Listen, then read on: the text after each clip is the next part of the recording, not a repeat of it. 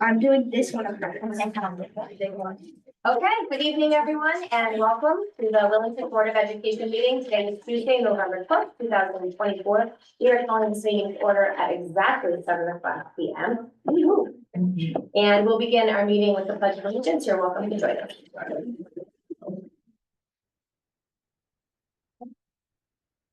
I pledge allegiance to the flag of the United States of America and to the republic for which it stands, one nation, under God, indivisible, with liberty and justice for all.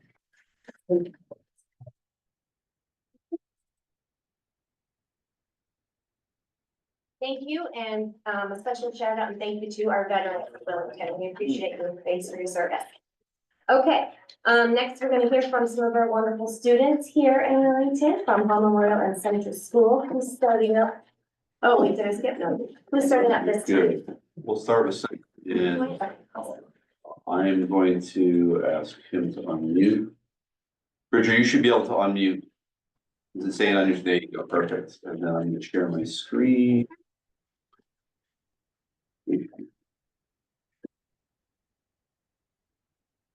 Center school reps, here we go. You ready? Yep. All right, first slide, here we go. Preschool had a feast in the cafeteria October 2nd. They decorated the table with beautiful flower placements and a fruit and cheese board. The feast helped the preschoolers learn table manners and social skills. Shine is a junior at Theo Smith High School. He is earning his Eagle Scout badge and worked with Mr. Phillips and Mrs. Cushing to make the nature trail behind Center School even more beautiful. He built a bench for one of the stations, and on October 16th, he asked for students to paint a handprint on the bench as part of their legacy at CES. We also installed timber to mark the trail.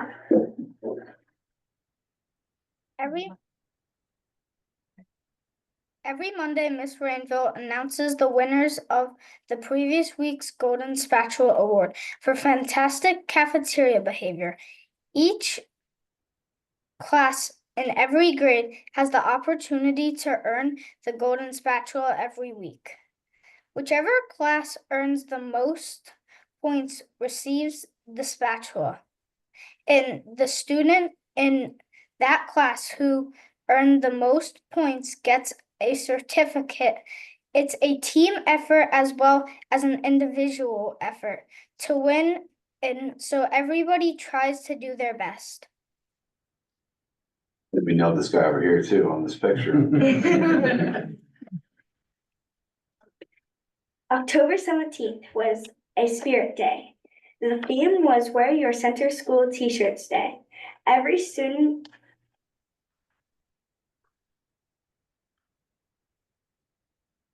received a CES T-shirt at our meet and greet in August. Each grade is assigned a special color to wear on field trips or on spirit days.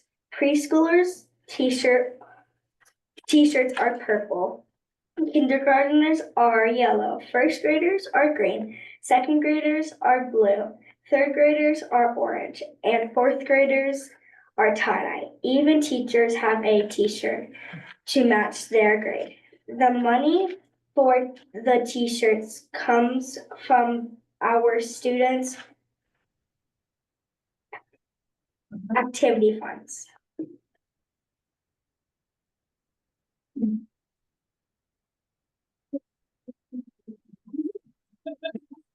One more who's not here. This year, the Willington PTA and HMS Drama Club worked together to create a fantastic trunk or treat in the center school parking lot with a haunted maze on the soccer field. hundreds of kids and their families dressed up to collect candy, have fun, and complete for trophies for best trunk. Thank you to the PTA, Mr. Sonnenberg and Drama Club, and to Miss Lee for donating hay bales to create the maze. I think we see the tin man in that picture as well. First graders went on a field trip to Oak Ridge Dairy Farm Friday, November 1st. They got to see how cows are milked, where the grain hay are stored, and sit in the driver's seat of a milk truck.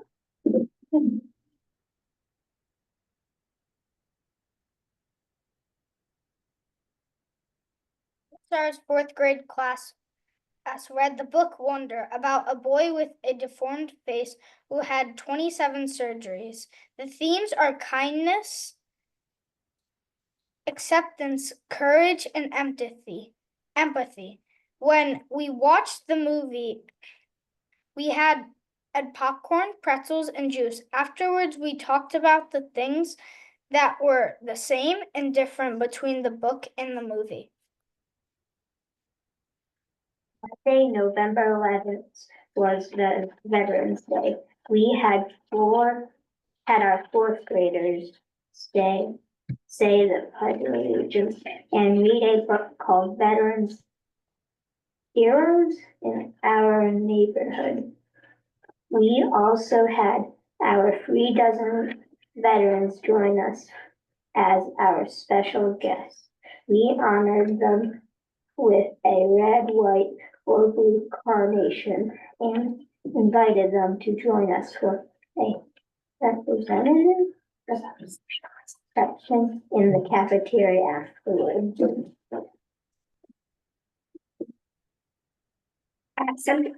Center school staff won a call from Horace Mann Insurance Company for a back-to-school celebration. They delivered an oversized check last week during picture day for $1,000.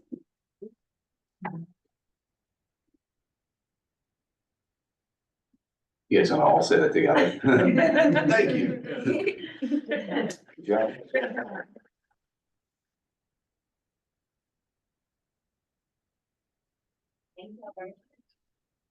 School friends. Who's on first? Oh, that moved really fast. On Friday, October 16th, the Home Memorial School community dressed in pink in support of those who have fought breast cancer, those who are still fighting, and those who have won. Our own Mrs. Shine is a breast cancer survivor, so we honored her by wearing pink ribbons that say Shine on her. You have multiple pages of pictures, so I just scroll slowly through them. All right, so.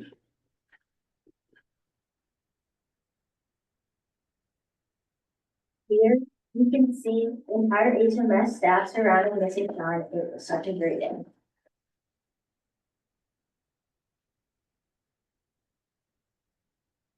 On October 31st, the 5th grade students took part in their annual fall festival. They did fun fall activities and had time to enjoy delicious fall treat and were able to read with their cozy blankets and stuffed animals. Prior to the fall festival, students painted pumpkins to showcase their favorite books and animal characters.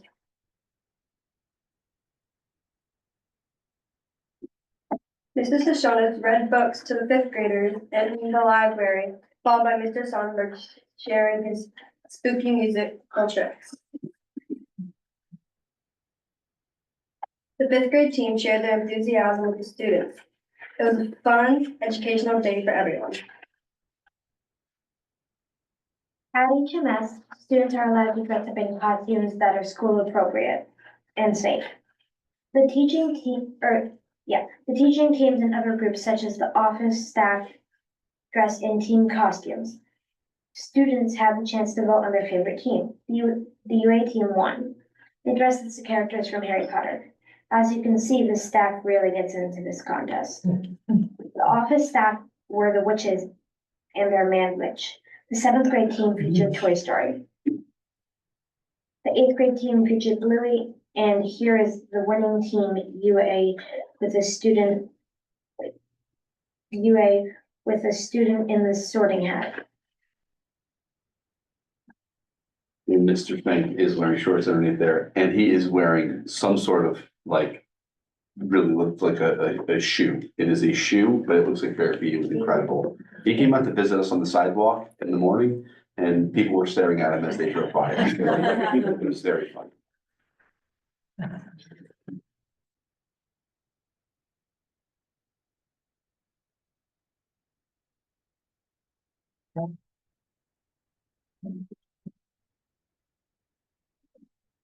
Our convention theme was Where is Waldo, and Mrs. Knight dressed as the old fashioned lunch lady, ready to serve her sandwich.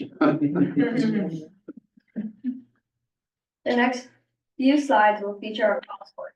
We were able to field a girls soccer team, a boys soccer team for the first time in a very long time, a co-ed cross-country team. The girls team was coached by Mr. Gary Anderson with the help of Mr. Patrick Lahane and Mrs. Lisa Eden. The soccer team got better with every game, and we are looking forward to a great season next year. Our boys team was coached by Mr. Ignatius Palumbo Jr. with the assistance of Mr. Corey Brennan Jr. We have a very young team, and we are looking forward to building our skills.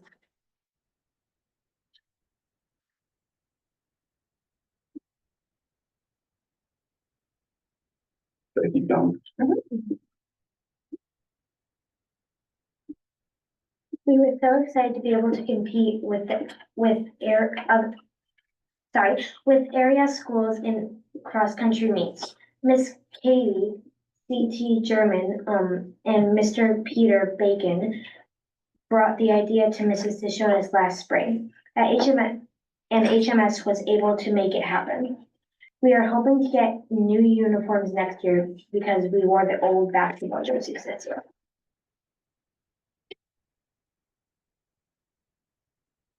Here are some more pictures of our cross-country team.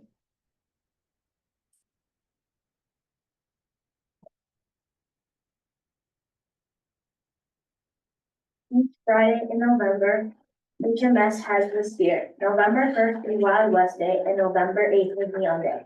We have student-teacher swap play on November 15th and then Rhyme Without a Reason on November 10th.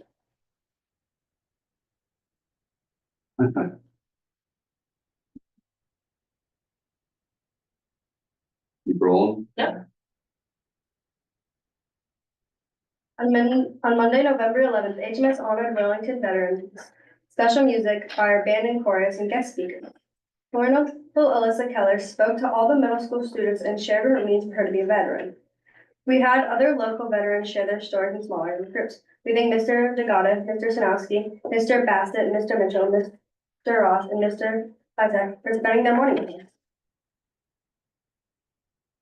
Pictured in the slide is Colonel Alyssa Keller, who is a 1995 graduate of HMS, graduated E.O. Smith in Yukon. She served 2 tours in Afghanistan and received a Bronze Star for both tours.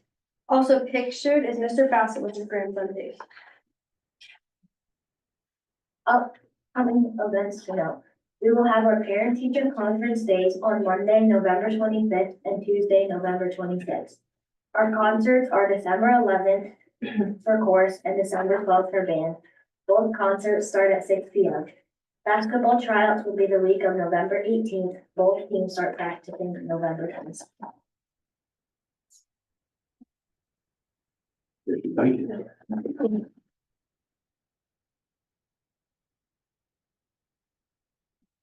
Lots going on for both schools.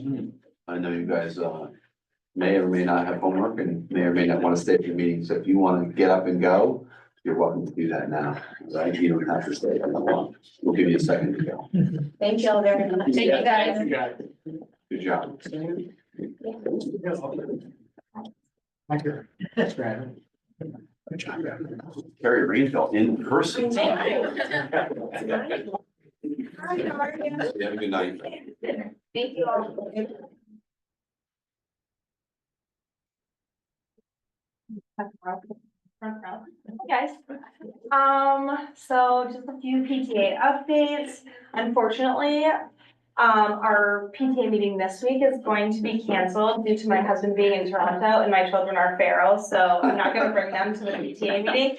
But the board does plan to meet this weekend, to go over some things that we wanted to discuss, finalize some things. So if anybody had any topics that they wanted us to discuss, feel free to send us details, to willingtonpta@gmail.com. Now to the good stuff. Our annual election day bake sale was a huge success.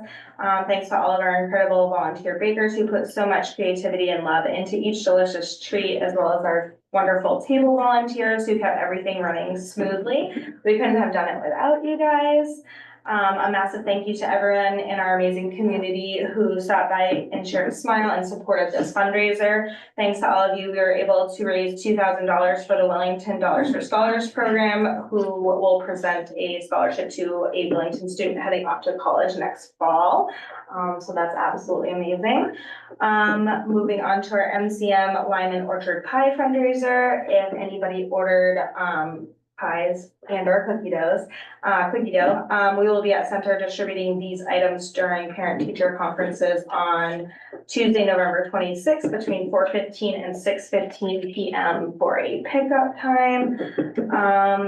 The PTA will be hosting our annual holiday shop, Penguin Patch shop this year. Center will be December 3rd through the 6th, and Hall Memorial will be December 10th through 12th. We're looking for any volunteers that would like to help our students shop, wrap gifts, and or help with the checkout process between the hours of 10 a.m. and 3 p.m. Even if only for an hour, that's still super helpful. We have sign up links in digital backpack as well as on our Facebook page.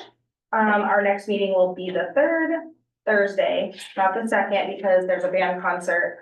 So it'll be the 3rd Thursday in December, which is the 19th at 6 p.m. at the Willington Public Library, and we hope to see you guys there. So thank you so much for your time. Oh, it's such a whirlwind, isn't it? Yeah, so much going on. You're completely amazing. Thank you so much. Yes. For the treat. I haven't had an opportunity. Yes, and thank you guys so much. The trucks were so good.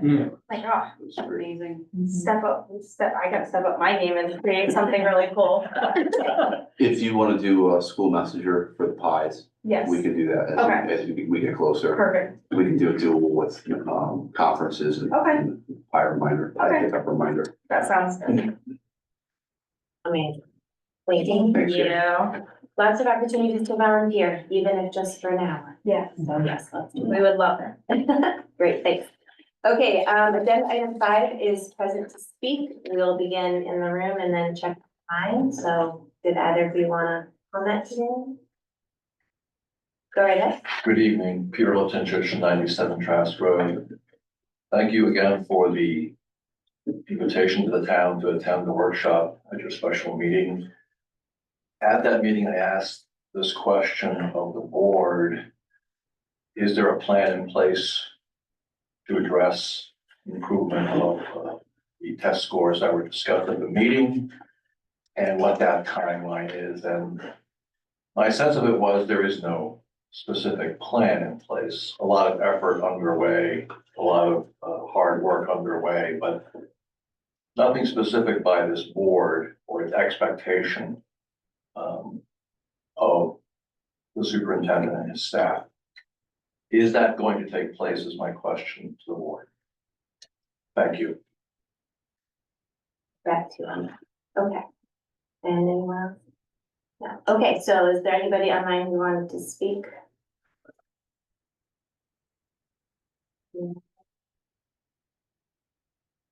All right, there will be another opportunity at the end of the meeting if you would like to do so then. We have received some communications from, is it Mr. or Ms. Watts? That was Mr. Peter Watts. Mr. Watts, Peter Watts, thank you, and as well as Mr. Marshall, thank you for your communications. We appreciate any and all participation. All right, agenda item 7 is our superintendent report. So staffing, I had sent you an email about this. I had missed this in the October meeting. We had a teacher resign in special education, Chris Moore, in late, I think it was late September. And we hired Lisa Decker to take on that role. So she'll be joining us, I think it's the first week of December. I think it just changed. So we're excited to have her coming in.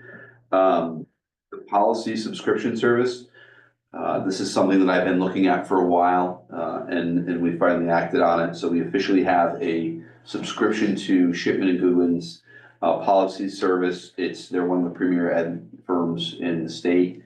And so basically what the service provides is they give us model policies, and then they give us red line updates as well. When legislative updates happen, they give us red line additions of the policies to make sure we're in compliance with the law.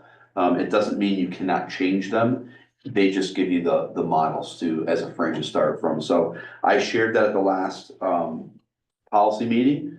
And I think the group was kind of in moving forward to use those as we look to change. That'll be our starting block. And then we'll move forward off those and kind of compare them to what we have. But I'm excited about that. And the good news is that fits within your budget for legal services. So it doesn't add anything to your budget, but provides you a good backbone for your policy work. The calendar update for 25-26, I will tell you, EastCon released its draft calendar. Do you want to see it? I can put it on the screen if you want. I can share it. So this is ours and this is EastCon. So EastCon's calendar EastCon's our regional education group. There's different RESCs. And so Learn's one, CREC is one, EastCon's one. EastCon is ours. And EastCon has done a really good job of getting the other RESCs to work together to have some sort of calendar that they work together. And the reason why is when everyone does vacations at different times, it messes with other people's teachers. So because they're a teacher someplace else, so the big one is April vacation. And they're consistent with what we've had. So, I meet with the regional superintendent group, Ashford, Mansfield, Willington, Region 19. We have a matching calendar where we can. Everybody, because everyone's contracts are a little bit different, they're not perfectly matched, but the big things are matched. So April vacation is one of those big things. The other piece, at a superintendent's group that I just sat through last week, actually at Hilltop, some of the groups are actually looking at making your December holiday break in the future 2 weeks long. So if you, and it's not on ours, but I'm going to share this with you for thought. If you look at EastCon's December, they are not, but there's quite a few that are giving off the 22nd and 23rd as well, and then just pushing out the calendar towards later into the year. Where that becomes an issue is if you have a bunch of snow days. But this is, I believe, their 180-day calendar, we're 182. It's something that you could consider if you wanted to do in the future. And the conversation was really around, well, what happens on the December 22nd and December 23rd? And the teachers in the room were smiling. That was the conversation with the superintendent's group as well. So there's pros and cons of that, obviously, but it's something you could consider. Well, what do you do the 2 days that you're gonna tack on to the end of the year? I don't disagree. I don't disagree any, especially when there's potential for it to get warmer. I'm sharing that because it's information that was shared in the superintendent's group in case you hear people talking about it. I'm not going to advocate for that, just because of that. I think June happens a similar thing. And when it's warm, it's probably even harder. Report cards are already done for the most part at that point. You're not changing anything. So I would say unless it's a blanket thing that everybody starts to do across the state, I would leave your calendar alone. I have not gotten any feedback from community members about the calendar, but this is something that you'll vote on probably in January. So you still have time to think about it. But the other thing EastCon did, which I was very impressed with, is they actually pushed to a 26-27 calendar. Instead of waiting, because they really push the other rests, like, we need to talk calendar. And it gets late at some, at certain times of the year, it's like, we need to get our calendars approved. The pro of it, and I'm not advocating for doing the 26, 27 calendar. What it allows you to do, though, is start talking about your calendar earlier, so when people are booking vacations. They're booking vacations when you have your vacations and not when you are in school. And because something I showed you in the attendance reports, at the data meeting, so. I appreciate them advocating for this and getting this done. They are gonna approve 2 years of calendars, I believe, through EastCon. It just allows you to start considering, and really the regional group, having this conversation earlier as opposed to pushing each year to get that information. So, that's good news. Questions about the calendar before I move on? Okay. The whole school water main, the one that delivers the water to HMS is that it froze. I sent you an email about this on November 4th. Good thing is it's been functioning appropriately since, and the good thing is I got a good response from Connecticut Water. Both day of and follow-up. I talked to Paul Lowry. He sent me an email and gave me an update on, what they were doing about it. They have installed bleeders, which basically just keeps, when it gets cold, they can just keep the water running through the hoses, so it doesn't freeze. If you don't know, they are replacing the water main. They have a leak someplace under, the water main goes under the Willimantic River on Depot Road there. It's 50 feet under the river, and they're trying to find where they have a leak. And so that's the work that's being done. The pipe is actually, just sitting on the ground down the road, and so that's why it froze. So with the running water, it should be good. I hope that it's fixed soon, and so we don't have to worry about that anymore. But it was a little bit of a fiasco, and it took us a couple of hours to try and determine can we stay in school or not. And finally, we just determined it wasn't, too much time had passed, and we dismissed all school. The other piece I will share about that is Sean Castles from Village Springs. As soon as I heard we had no water, I sent him a text message. He called me right away. Village Springs is just, a stone's throw from Hall School. He said, whatever you need, come and get emergency water just for flushing toilets, things like that, hand washing, nurse's office, things like that. And so we had water instantly. And so a big shout out to them, just for the response. It was very helpful, and it's nice having great neighbors. Let's just say that. Enrollments right now, we currently have 206 students at CES and 166 at Hall, total of 372. That's students in district. We have 378 total with the 6 outplacements that we currently have. So I don't think there's significant changes there since last time I reported that. Disciplinary data.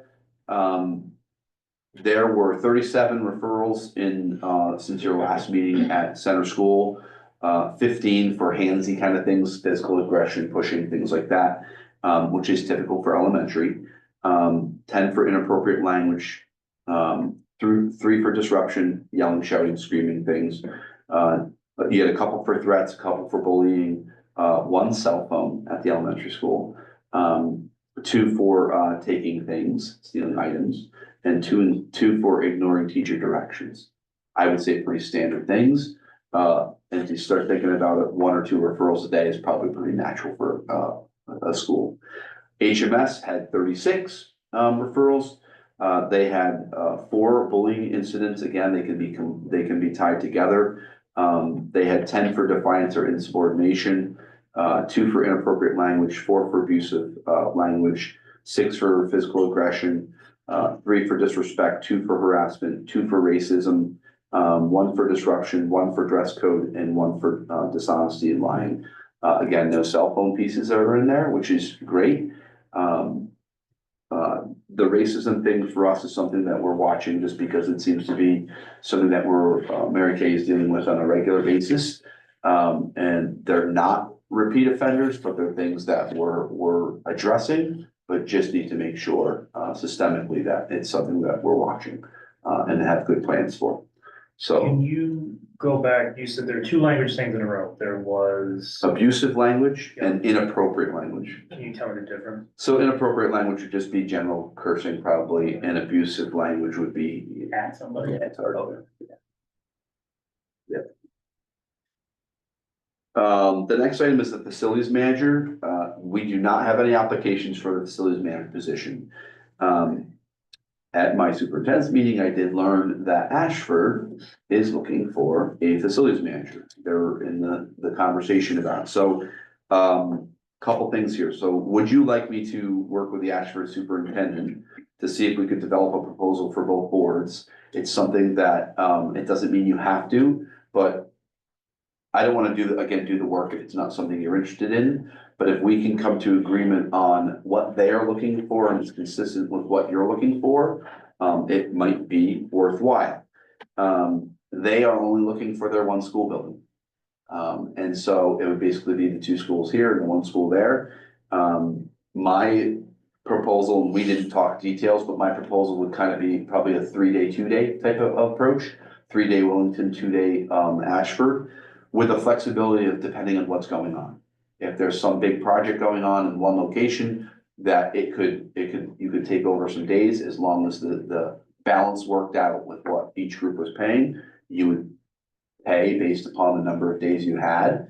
The pro of taking that approach, obviously, is that you might increase your chances of getting a quality candidate, because if we kept our salary the same and then they paid their salary, you're in the 110 to 120 range, which is what we've heard now. You don't have to change your budget. You wouldn't have to change that. So again, pros and cons to it. There's definitely something. So the question is, do you want me to tackle that? Or do you want me to start thinking about doing an RFP for the retainer type approach? Seeing if someone like a Siemens or a QA&M or a Colliers, someone who has lots of different people, where you could say, if I need an architect, you can get an architect. If you would pay that basically on an hourly rate, which would be agreed upon, and that's what you would write in the RFP. I don't want to do an RFP though, if you're not serious about it, because I don't want people wasting their time, one, writing the RFP, and two, responding to the RFP, if that's not something that you would be willing to consider. So I'm looking for some guidance there on which way you would like to go. I would be glad to investigate the Ashford piece a little bit more. The fact that it's right down the road is more attractive than Hebron, which is where the other place I was consider, somebody else that was looking. But I would want to make sure that the jobs match and that we're looking for the same type of person, which I think we are. So what would you do about insurance? We would work that out. So you would basically create an MOU and I would make it a multi-year agreement. Where no one can the other district cannot back out for a certain period of time, unless it was mutually agreed upon. You would determine which insurance plan you would utilize, and financially you would balance it out. So if they used our plan, I would feel like we would take the number and basically divide it, 5%. Yeah, so if each day was 20% and they were taking our insurance, that would be factored into the total cost of what 20% would be of the total cost, and 40%, 60% all the way through. I think that would be my first priority, to see if you could share it, and then if that doesn't work out, maybe look at the per diem. Yes. I have two questions, I think. The first one is, do you know, or maybe you haven't gotten this deep with Ashford yet, but like, do they have any like projects that they've been waiting on like we have? So they just, I'll get a feel for like what the demand may be. yeah, I don't think their demand is as large, but they have projects, and so they're living by experience, and Brianna can probably attest to this. They just did a roofing project that was I don't want to say a nightmare, but it was very lengthy, and it went on longer than it probably should have, and was very challenging to manage. Having that expert matters. And then the second project that they did, and now they're going back to try and get money for, is their oil tank. So they're trying to, and those things still have wrap up, there's still things to do around that. They have CIP lists just like we do. And I think the idea is that trying to get someone with some expertise, again, that's not to fix it, that can have some oversight of projects and, general expertise, but then can take the time to go walk through and make sure everything is what it should be, and people are held to the timelines as best you can, things happen. But they do have, I would wanna know how much, right? Just like they might panic when they look at our list and go, ooh, 3 days, we can see this is you're gonna be in Willington all the time. We would have to make sure of that. Okay, and then the second part to that is, I think our budget was 80 or 90. 80 plus benefits. Okay, and so you said it would only be maybe around like 110, which means they're only gonna be doing 30. So depending on, it could be, so I give you that number without the assumption that the person would be automatically be using all of our 80. So depending on where they come in, if they're more experienced and we pay 120, we figure out what the split is, right? Okay. They could put the 60. And it would be adjusted.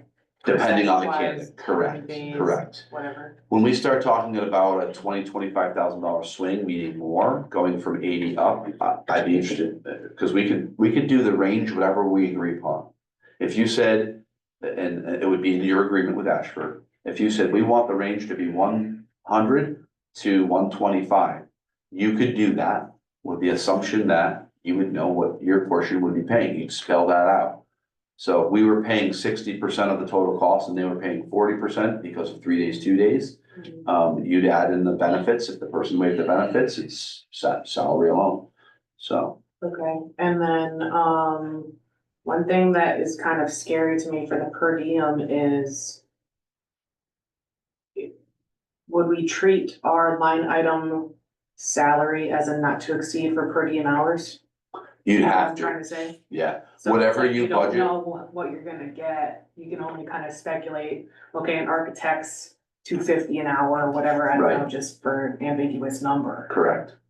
You know what I'm trying to say, so Yes. that's kind of concerns me with, okay, you need an architect at this much an hour. Yeah. You may get these many hours, engineer at this much an hour times these many hours, I mean, 80 grand seems like not gonna go. very And far. senior engineer versus, that's what, It would, I Yeah. can foresee it eating up those hours pretty quick, and then it's like, well, what happens once you get so far, and you're like, oh, we're not gonna make it for what we did for this year, for this yeah, amount of money, you know what I mean? yeah. So, If you have non-lapsing, something you to could use it, consider. but it's absolutely, it's a risk. You probably have the same risk in your legal retainer, right? Right. You have some big case and your $10,000 is down, it's gone fast. But you have past years to base your legal Correct. retainer off of, we're kind of just like Right. shooting in the breeze. Yeah, and without knowing, so typically, like, think about the QA&M report. I think when he did his proposal, he wrote in there, if we need a senior architect, you're coming in at 190 an hour. If you get it, we'll call it a junior architect, you might be coming in at 110. If you need a project manager who's new, it might be, they had their rate range in there depending on what the item was. Right. We would write the RFP that way. What's the range for the level of expertise that we would get? And we could calculate out what the hours would be, and we could also ask them to look at, what projects you're gonna do that year. And have them making, an educated guess of how many hours it would be. But you would wanna compare apples to apples. Meaning if you were banking on senior engineer from 2 different firms and you needed 10 hours, you'd wanna compare the two total costs. But it is hard to nail down the number and you'd have to stay within your budget. Just throwing that out there. Yep.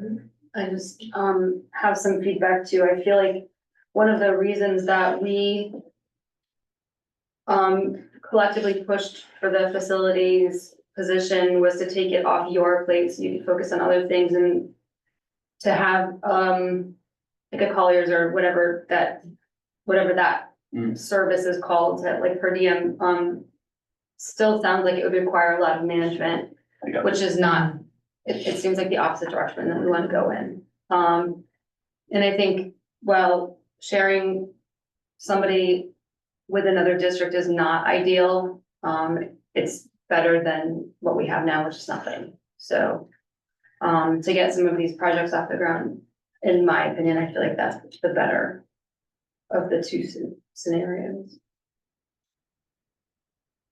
The job posting doesn't have a salary at all, correct?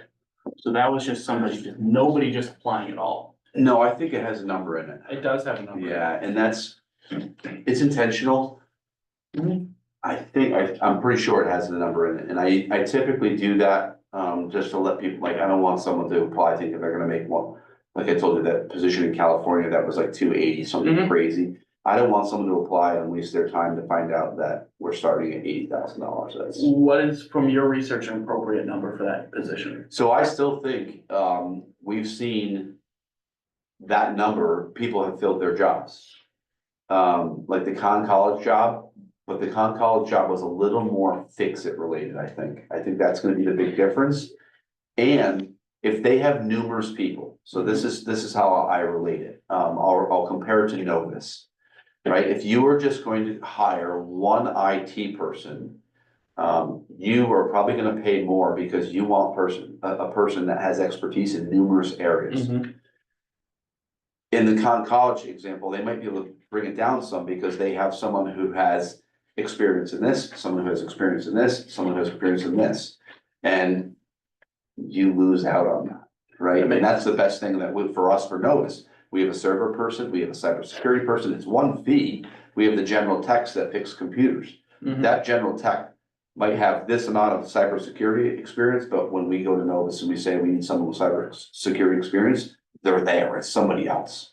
Right. So you're getting the team versus one. And they have someone actually in-house, where the per diem company, I don't know, the company would not have someone here. We would have to call them when we have an issue, which is the management part. You would actually have to manage. There that. would be management too, I agree. I think, my personal opinion, the two options would be, have a conversation with Ashford. See what they're willing to work with, see if they even like the idea, and also bump up the salary on the job posting. And, cause we have 80-something thousand scheduled for, or budgeted for it. School year's almost halfway over. Yeah. And then next budget season, we just increase it that way. If I do that, I would just, and I've said this, you would have to make a commitment to not change that salary. So if you were gonna give them 80 for, I'm just gonna say December 1 to the end of the, to the end of the fiscal year, you'd have to make sure you made up the difference in your budget. Yeah. And because I wouldn't wanna hire someone and then go, sorry, that was, $80,000 for 200 days in your work days, next year you're gonna get the same amount of money for 260, you can't do that. So that's why I'm asking, like, which direction would you like to go? I think from a townsperson perspective, I think they'd probably want us to go the Ashford route just to try and save some money and still get some services and see. I don't know how much you'd have to bump to really, I think you'd have to bump to the 110 area. That's what I had in my head, Yeah. was our number. Yeah. We share services with like other things, with the other towns, I think Bolton, we share. Oh, yeah, we do share yeah. Something, I think there's 2 services that we share with other towns, and I think we could. Building permit? We're looking to share ACOs, that's what Peter's looking at, Okay. doing like a tri-county ACO. Yeah, I think we do. I forget Bolton what it does is. something for Yeah, they do, they're in this office. Anyways, Yeah. but like, I guess we could try, well, I don't know if that would work. I was gonna say, it sounded good in my brain, but when I went to say it, it sounded kind of dumb. But I was gonna say, we could try sharing it, and then if we like it, maybe we could be like, oh, hey, there's more demand than we thought. We tried sharing, and then we could maybe bump it up and show that it's worthwhile to have our own person because the demand's there. And we would write that in the agreement.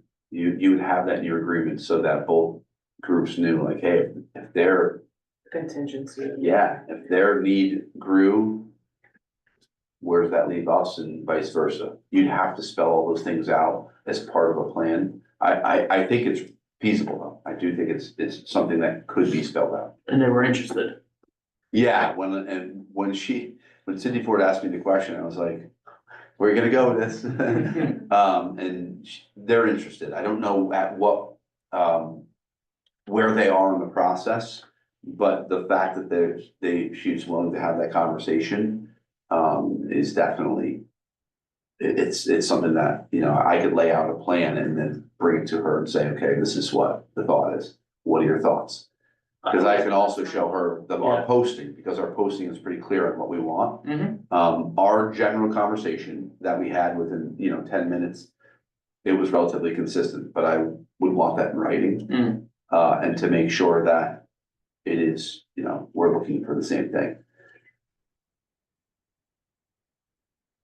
In the future, looking forward, if we did want to convert this to more of a full-time thing, maybe part of it could come from our building fund, the CIP for whatever, maybe not the whole thing, but that way it wouldn't be sitting completely on the education budget if we did have to increase it. I think they typically don't put positions in there. Okay.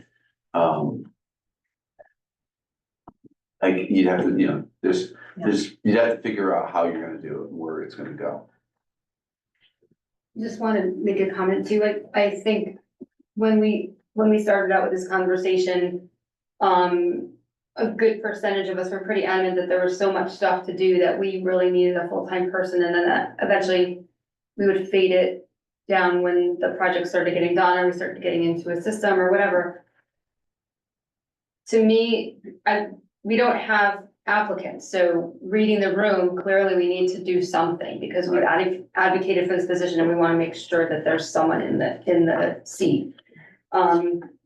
But just making sure that we're acknowledging that it's an acquiesce, it's not this is kind of the direction we're going, because we advocated to the town that this was something that we needed as a board to get these projects up and going, and I just want to make sure that that's stated out loud. Yeah. We also, have tried to share this position with the rest of the town at this point, so we've been open to that possibility all along, which I think is good. And I sort of also think that we all know, like, doing these little projects here and there and here and there, one of the problems is that domino effect, right? Like, we've had that discussion many times, things with like Sam talking about like all the HVAC stuff, and I had no idea that if you did this, then you really have to do this, and if you don't, then you might as well forget this because blah, blah, blah, right? So we're all learning as we go, but I'd rather have somebody like big picture, hold all of the things in their hands and help figure out what to do when first. Don't forget about the, I don't want to keep band-aiding here and there and here and there. I think that was part of our purpose towards moving towards someone in this position, yeah. The other piece that I have thought about is, and I'm cautious about, and you just kind of said it about going the town side of it, is that, if you're gonna do an agreement with Ashford and it's gonna be schools, I think both sides have to agree that you have to keep it as schools, because neither side should be able to add additional things without agreement. I don't want Ashford to come back and say, well, it's working great, we want the town to be on there now. I would push back against that if you were gonna lose services. Or you would, if you were going to do it, and things were going okay, then maybe you branch out and both towns, would be able to do that. But that was one piece that I wanna make sure that, I don't think we would have the ability to add the town side, and I don't think they should have the ability to add the town side without both groups agree. Should you give our town another opportunity to join us in this venture before going to Ashford, or do both conversations at once? Well, that's the thing is budget preparations are gonna be starting very shortly. So maybe something to communicate to the town. Cause we could cover first to be like, for this year potentially. Hey, we're doing this again, we didn't find anybody, we're looking to bump it up, we could share services with the town if you're willing to do half the salary or something like that. Yeah. You keep it in the town. Otherwise, I don't see any other option, honestly, than trying to share with Ashford if that's not gonna, I'd rather see it be here, because it's our town, but. Yeah. I don't see another way, if we actually wanna get this person, I don't see another way. So let's feel out both of these avenues at the same Yeah, so time. that's another formal communication to Peter Mhm. and just say, hey, is this something that you'd be willing to, have a conversation with your board about? And if it's not something you wanna add to your budget, then Yeah, If we went with 110, mathematically, could we cover the cost this year? And then balance it next year's budget? You know what I mean by that? Like if the town says, yeah, let's join, we'll pay a portion next year. Could we cover it this year if we found someone at 110? Would they, I don't know that off the top of my head, but you mean the 110 from now until the end of the year? yeah, Maybe. alright, Depends on benefits. It does, it's, so, I mean, the 110 could be literally if they waive benefits, we have $30,000 in benefits. So, because if they take family, that's what it costs. right, So that could be, if they waive it, it could be a wash. If they take benefits, it's a big swing. it is, but I mean, the benefits shouldn't matter because we budgeted for it regardless, right, Benny? Correct, but we don't have the additional, so I'm doing a wash of the 30,000 benefits if they waived, covering the difference in. Well, there would be no, because we've already shortened the time of employment this year. So Correct. 80,000 should go until the end of the year, until the next budget hits. Yeah. That's what I meant. Yeah, I mean, you could use the 80,000 is probably close to 110 for a year. At this point in time. At this Yeah, point in you know time, what I'm yes, saying, yeah. correct, yeah. Okay. And then if the town even wanted to. Yeah. Then they can pick up their share next Because year. you're looking at 7 months, at December 1, you're looking at 7 months. Okay. I mean, I'll do some more research and just communicate back to you, and I just didn't wanna have a big conversation with Ashford if it was not something he wanted to do, but. The fact that it's closer, that we share kids for high schools, that, it might not be a bad thing to consider. The other reason I think might not be a bad reason to connect with Ashford is they own their own buses. And long-term, transportation is expensive, and that might be something that, you could consider in the future as well. Don't ask me what it would look like, because I don't know. But the fact that they own their buses, because right now, you're at the cost of whatever someone wants to. can you find out what, the big projects they have on the Yeah. horizon over there? Absolutely. Or do they have more like bunches of little things? And the building ages, I think, are not terribly dissimilar. No. If I'm correct. I agree. Yep, I can find that out for sure. Do you think their projects would have gone better from what you're hearing if they had someone managing them? Yeah, I mean, listen, this is Cindy's living probably the same thing I live. When I do a project, you become a Yeah. local expert on something that you read as much as you can on the roof project or what it is, but when you go and look at it, you don't know what you don't know. The day we had the flood at Center School in the roof, when they did the upper section of Center School, if someone had walked the roof that day and saw an open roof drain, because we had someone on staff to do that, we probably wouldn't have had a flood at Center School. That's what happened when we did the roof that time. So it's, it's those types of things that we can catch. I think she would say the same thing. It'd be if we had that person, that would have made it that much smoother. It doesn't make everything perfect. It doesn't mean you're not gonna have problems. Right. But I think it would help the process for sure. You can't control the weather. No, rainy summer, and where is it now? Yeah, right. Yeah. Yeah. All right, so should I keep moving? I think. Yeah, we know- have some information for us for our next meeting. Yeah, for sure. Yeah, and I maybe have it earlier than that. I really like that you have, are participating in that superintendent's group, especially with our local towns. I think that's really important, and why not share your knowledge? Why not talk about the resources you have and learn from each other rather than trying to stand alone in this big world. So, yeah, awesome. Let's keep a positive relationship. Hebron just took your QA&M report and they're trying to do the same thing now, just so you know. So it's like the things that you're doing, is some days you are the recipient and some days you're the giver, so. My other that's on here, just two quick things. One, the Veterans Day ceremonies I thought were fantastic. Just the number of people that we had, the center school was a little tight, I stood in the hallway. But it was meaningful and, you know, I will continue to advocate, and I know some people that, question, and I think about Herb in this instance, going to school on Veterans Day, and I still think it's the right thing to do. I think if our kids don't have school, they don't get the experience that they get now. And the stories that they hear and, the connections and just being able to talk about the military piece, I think is really important. And I think both schools it went well, so. The other thing was the tree work that I emailed you about Center School's tree work. Long story short, we had a tree fall in the woods, next to the playground. It did not go into the playground or into our fenced area at Center School. I had an arborist come out. It was, one of those, beautiful ash trees that had been eaten by the beetles. And so I said, I'm gonna have an arborist check the whole line. We did. And we had some big trees that needed to come down. They still had, you know, leaves on them that they were still looking healthy, but, they were ash trees and they needed to come down. So, oh my gosh, the name of the tree company, Linden, came in Monday morning and they finished today. And they took down some big trees that were next to the playground. So feeling a little bit better about that. The reason I bring it up today is I might be bringing that bill to you next. That's a surprise bill.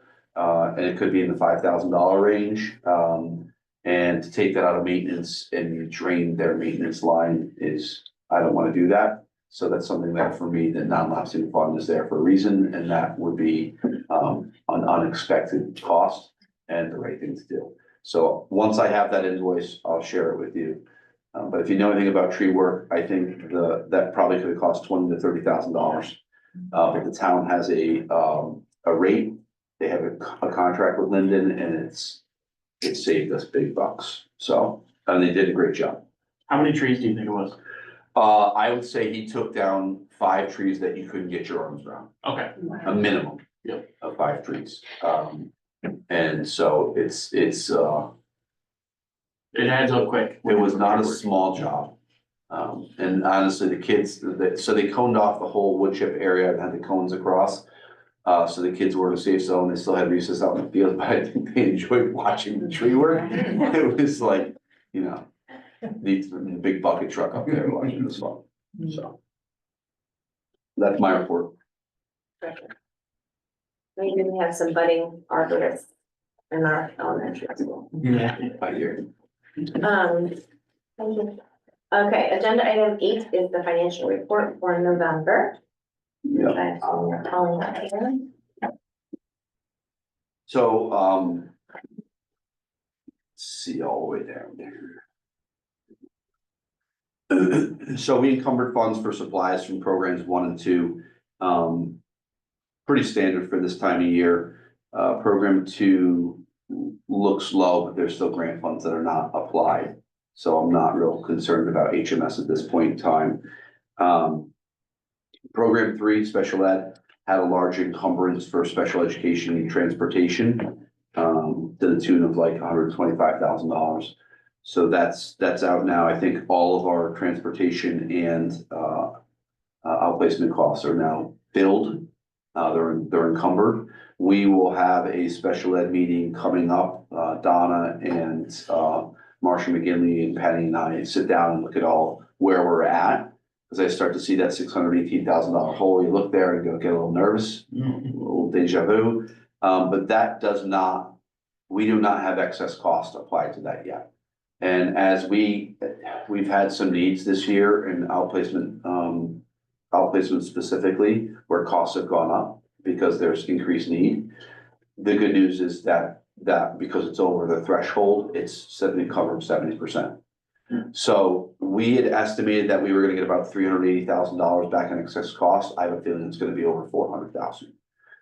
So that's one piece, and then the $62,000 that's in, the, non-lapsing fund that you said you'd apply, that's not applied either. So when I look at the balance here, I'm not, getting super nervous yet, but we're definitely watching it, and we wanna make sure we know where we're at, which is why we actually have special ed meetings, just budget meetings, just for that group. So there's some big money there. We had minimal movement really in programs 4 through 9. Can I just ask a question? Oh, yeah, definitely. When you were talking about the increase in cost because there were additional needs, what does that mean? It's like, maybe someone was in a, had a group paraprofessional, one student had, and I'm making this up. I'm not talking about. I'm just trying to get an I'm not talking about understanding. anyone specific. I'll give you a couple examples. So sometimes they'll have a paraprofessional for 3 students, and then suddenly that student is having some significant needs and they need a one-to-one. You pay more for that. It could be that, a student that's in an outplacement, doesn't have occupational therapy services, and then suddenly they need them. That's an increased cost. You didn't budget for that. We budget for special education based upon what we know at the time we do our budget.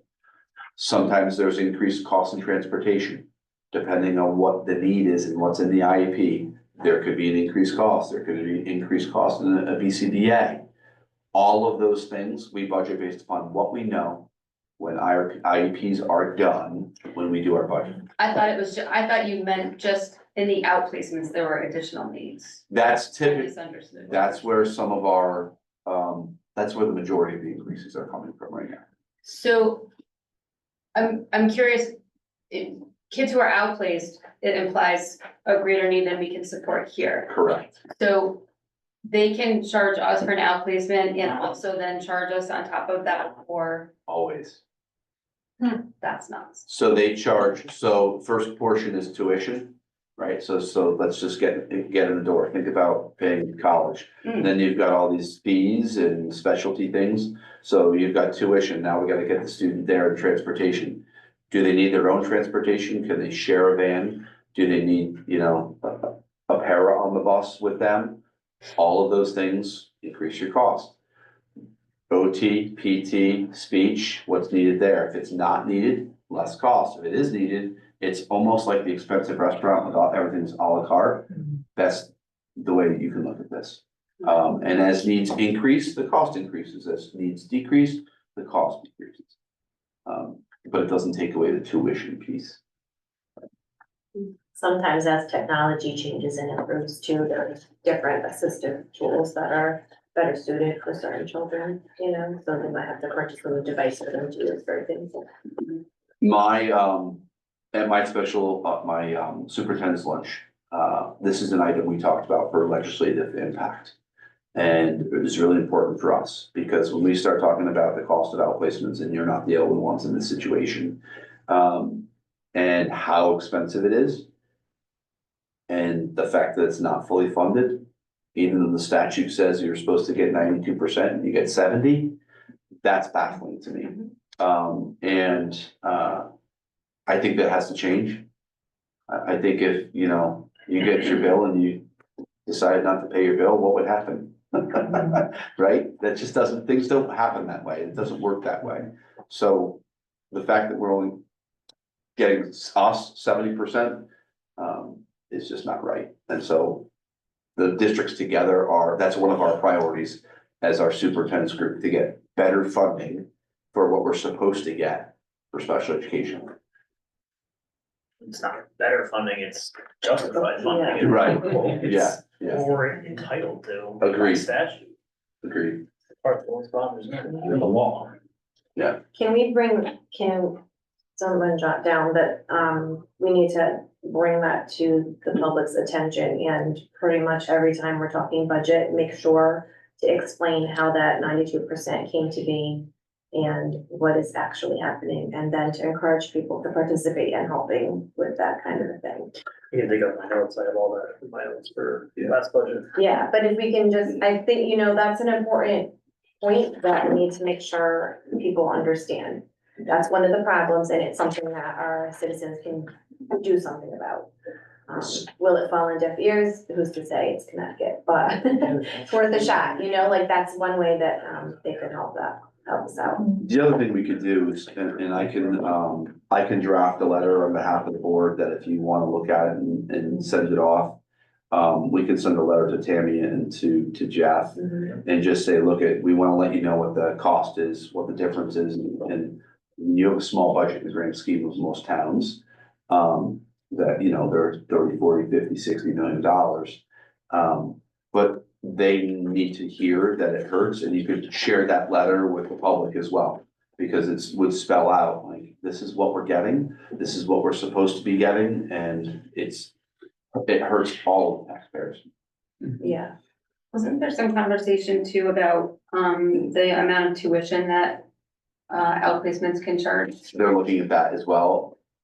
I don't think they're gonna have a lot of luck with that. Okay, yeah, they're probably. I don't wanna make it worse than it already is, but when the Department of Education, if the Department of Education is eliminated, that's the source of much of this money. So We'll see what happens. cross that bridge when we Yeah, get to we'll it. take if our we time. have to. Yeah. I think the piece that, right now, we were just talking about sharing services. At my superintendent's group, we were talking about sharing services, and if somebody had space and could host, we really were leaning on EastCon as that space. Tallinn did this, and their program expanded rapidly, and so did their costs. And, because they were trying to charge people to come in, but instead people just moved in. That's a problem. And so if you can create your own space where you can hire your own administrator for that program, your own school psych for that program, your own BCBA for that program, all of your own, and you could manage it and not have it expand in that would cost you a fortune. That would be great. And I think, and we all think EastCon is the group to do that. They have some already. But EastCon's not cheap either. You still have to pay tuition to send the kids. If they could get some funding, it's just, there's gotta be a better way, that's more cost effective, or it's gotta be fully funded, so. Have we talked, I know, we're getting really far afield, but just, I'm curious about like any kind of collaborative, discussion, like if there's a regionalized That's what we were talking ADA about. setting or something like That's what we that. were talking about, is But trying, sponsored by EastCon or? yeah.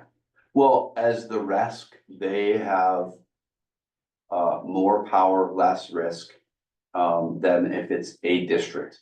The issue that what happened, Tallinn built their program and people saw their program and all of a sudden it was like, you know, their numbers went from 15 to 35. So did their costs, right? And when you're only getting a certain percentage, so EastCon has the power to be able to do that. And what even the, we shared, so we get our BCBA services through EastCon, and that was one thing that we said as a shared service. If they would just kick in a little bit more money to EastCon to be able to provide those things at a reasonable cost, it would help everybody. But that's the regional approach, is trying to do that through the RESC as a cooperative and not have it, which is kind of multiple towns versus one town hosting. But I guess the point is, if you're sending someone to EastCon as an outplacement and it's still $1 million, what's the benefit of that? So the balance, I think, and this is the way I envision it, is if each district who works within the EastCon group just paid a flat rate every year to build that program, whether you have students in it or not, and you could manage it, it would probably work. And be more predictable, Yeah, I right? agree. Versus 1 year it's 100,000 and the next year it's 650,000, right? Yeah. That's the killer of it. It's trying to find how we can do that best, and we have a lot of advocacy in our CAPS group, which is our superintendent's group, around special education, funding, outplacements, you know, some of the requirements around PPTs, always having an administrator there, some of the reporting that we have to do that's just excessive. So it's one of our big areas. Program 4 through 9, minimal movement, I said that, program 10 now is where, this is the luck piece, right? When people leave and you hire new people, are they, the person that was leaving, were they taking insurance and the new person is waiving?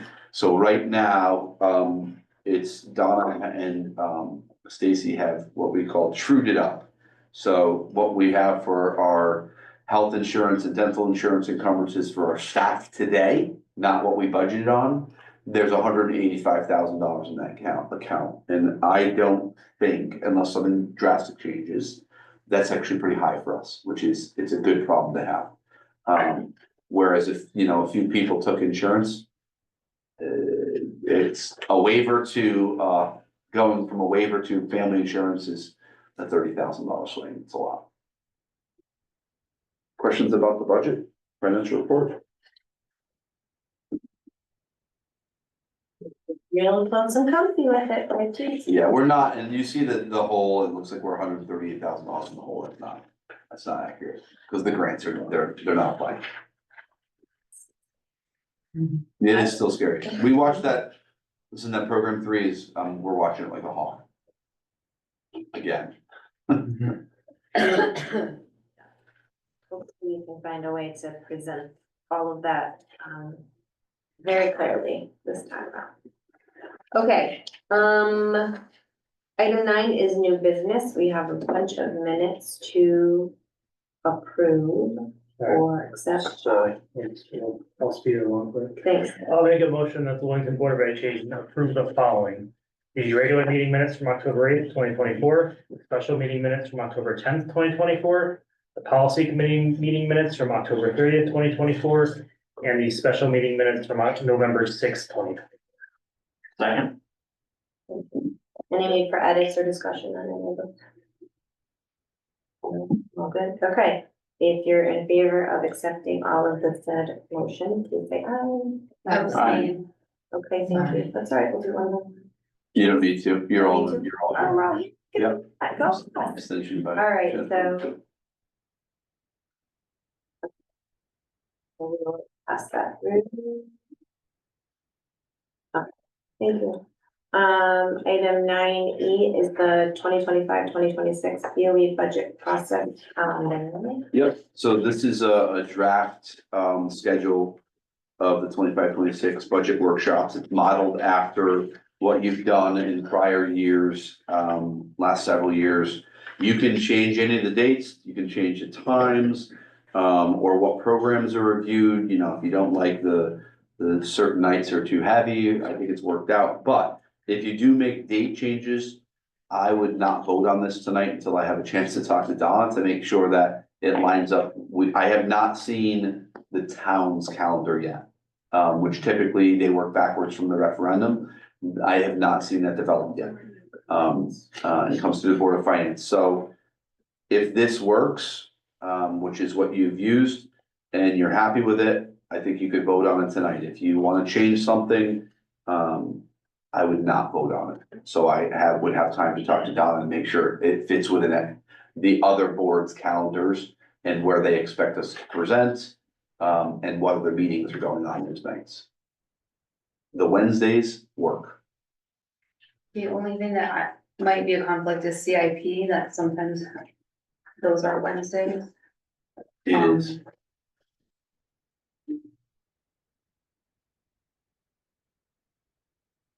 I don't know what to say about that. Yeah, Is it's, it I like agree. the first and the third, or is it, I mean? Well, is during it- budget season, it's every week. Oh, it's every week. Yes. Yeah. And that's the thing, is during budget season, a lot of people are consistently meeting, you get the more meetings. I mean, these are all fine for me right now because CIP's tomorrow, so. So you don't know, Right. yeah, that's what we're saying, okay. What time are those usually? Tomorrow is 5:30. I'm not sure what The thing will be, okay. going forward. I could ask if it could be at a different time, but I'll try and make it work. I mean, you can bump these earlier if you wanted to not do 6 PM, you could, to try and balance out other things, you could do a 5 o'clock. I don't think you have a ton of people that, here's the pro of the recordings, right? You don't have a ton of people sitting in your meetings or watching live.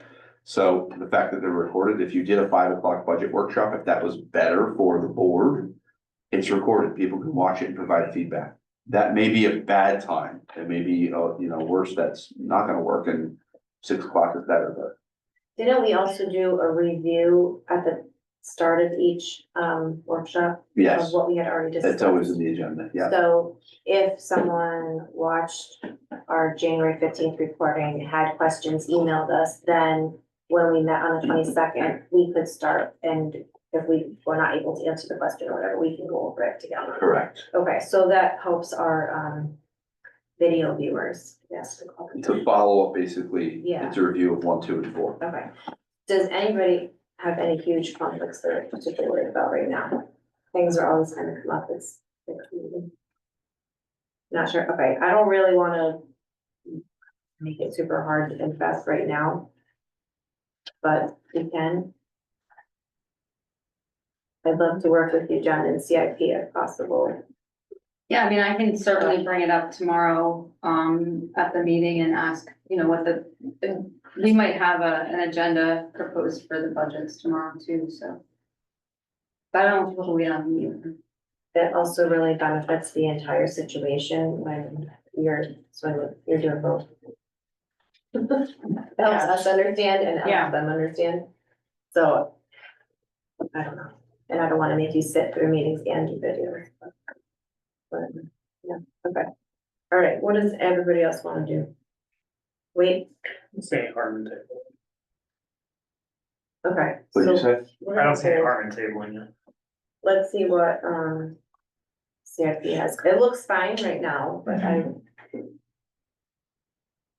if she's meeting at every single one of those Wednesdays at 6:15 or whatever, that's not good. I will say that, you're on the front side of the calendar, and if you wait till December, do you want me to put these dates out there for people and say this is a draft? So maybe they won't schedule over these? Yes. So now you're telling us we should do it from there. Unless you're gonna change something, I think you should approve it, that would be my recommendation. I think and I understand the CIP thing, it happens every year, I think the challenge is there's something every night. Right, so people complain, do I go to Board of Ed? I think this is Wednesday night is also a library night, I might be wrong about that. The lower is Thursday. Okay, maybe that changed. So, I mean, I just looked at the agenda, there's no budget stuff on there, so I think.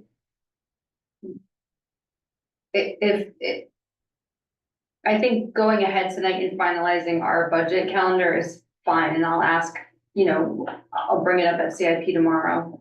That this is when the BOE meetings will be for budget and. Well, is the 6 PM time, that would change it. I know, that's what I'm wondering. If we can write- Tomorrow's is 5:30, I mean, I don't think that's consistent, though, I think that, don't they normally start at 7 and once they hit that time? I honestly don't remember, but, I think, yes. Some of the other meetings were at 7, so. Well, maybe you could bring this, share this I will. with them, and then, maybe they could take that into consideration when they pick their dates. Yep. It'd be a long night for you, but I know. it'd be, you could do a 5 to 7. and Someone's 7 gonna to- have to feed me. We'll take care of it. We'll pick you up, don't worry. Okay, Well, I guess the question is before that's shared, though. Could this board do a 5 PM? Is that feasible? Because if you can give that information to Jen could go tomorrow night and say, look, the board is looking to do their, their calendar. If the if the CIP group does 7 PM, there's no overlap. It just creates a heck of a night for you. So we would be from 5 to 7. Roughly.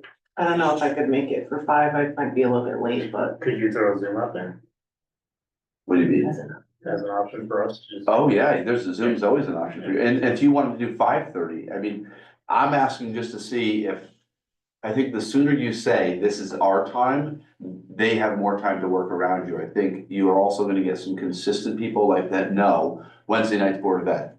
I'm gonna show up because it's Wednesday night for budget season. If you wanna change that's why I just wanna make sure I check dates with Donna.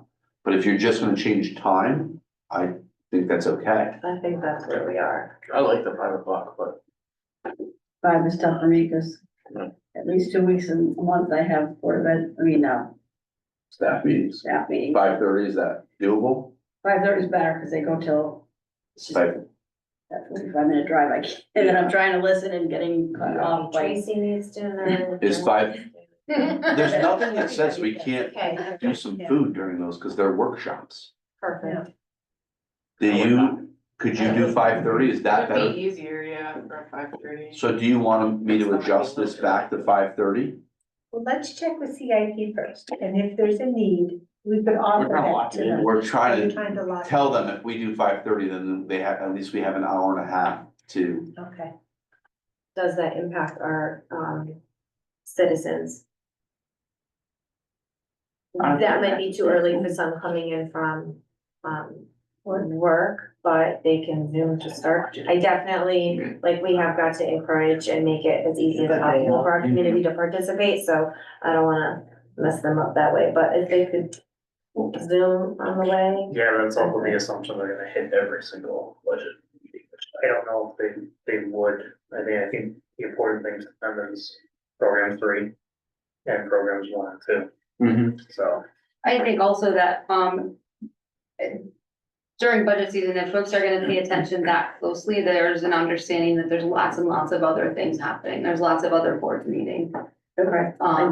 And that, people need to fit things in. Let's do recorded, so they could listen to them at another time. I just don't, I wanna make it as Mhm. easy for people to participate as possible. I don't know if that hand just came up or if you want to ask or not. Melissa McKinnon has her hand up. I don't know if it's tied to this or if you want to open that up, and that's up to you. Sure, let's see. Melissa, do you have, something to mention about this particular topic? Yes, it's just about the CIP since I'm on CIP too. All of our previous meetings have been at 7 o'clock during budget season in January, February, and March. That I went back and looked at the calendar, so it's always been at 7 on Wednesdays. Thank you for researching that, that's fun. Yep. Tuesday? Wait, Wednesday, right? You Yeah, said Wednesday? Yep, Wednesday. Yep, Wednesday.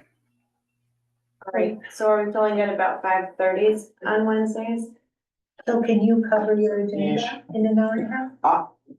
Because there's nothing, I think we're pretty efficient. Okay, yeah. I do think we can be pretty efficient. Okay. And honestly, if you go over and Jen decides if she wants to go late or not. The CIP, if she Right, wants to yeah. tell you what we're doing. Mhm. But I think in the past, we've been pretty efficient as you've gone through the budget. It's Well, not a new look, it's consistent to what we've done the last few years, I'm not rocking the boat on any of that. we have 1 and 2 right off the bat, the first one, and then the second one starts off with program 3, so that's right at the top of the order, that's good, I think. I just sent an email to Christina to talk about it tomorrow, so. And I will, I'll update, I'm updating as we talk, but I'll update the time on here and I'll send it to her as well. The only one I'm not gonna update is the one before your board meeting. I'll leave that one at 6 o'clock unless you want me to bump that one back to 5:30 as well. Cause the February 11th is the one before your typical board meeting, that's at 7. I think that you should leave that one at 6. Yeah. Okay, That's Tuesday anyway. That's a Tuesday, correct. I just think it'd be too long, 5:30 to. Cause you're probably gonna talk about your meeting as well. Okay. You'll send that to us? You need a motion or? Yeah, I was gonna Yeah, I say, do we think need a so. vote on that? As long as if you're gonna vote on this, change to 5:30. You want me to put it on the screen so you can see it? Opposed? I don't know if you need it, but I mean, You that's, gotta make a motion. You just have We do. to, you have to approve essentially the budget workshop calendar with the addendum that time will change to 5:30. Okay, I'll make a motion that the Willington Board of Education approve the 2025-2026 budget workshop calendar with the addendum that the time changes to 5:30 for the first 3. for the first 3 meetings. Yeah. Still second. Thank you. Okay, any last comment? We're going for it. We have 4 date nights as it's. All right, if you agree, please say aye. Aye. Very great, okay, let's see. And then, thanks. Okay, so Willington, we'll see you Wednesday, January 15th at 5:30 to kick this off. Be there or watch it later. Okay, we're gonna be amazing this budget season, just get ready. Okay, yeah, that's it. Okay, next we're gonna take a look at the WEA contract because we've made through that. Yeah, so we had a good contract negotiation, with the teachers group.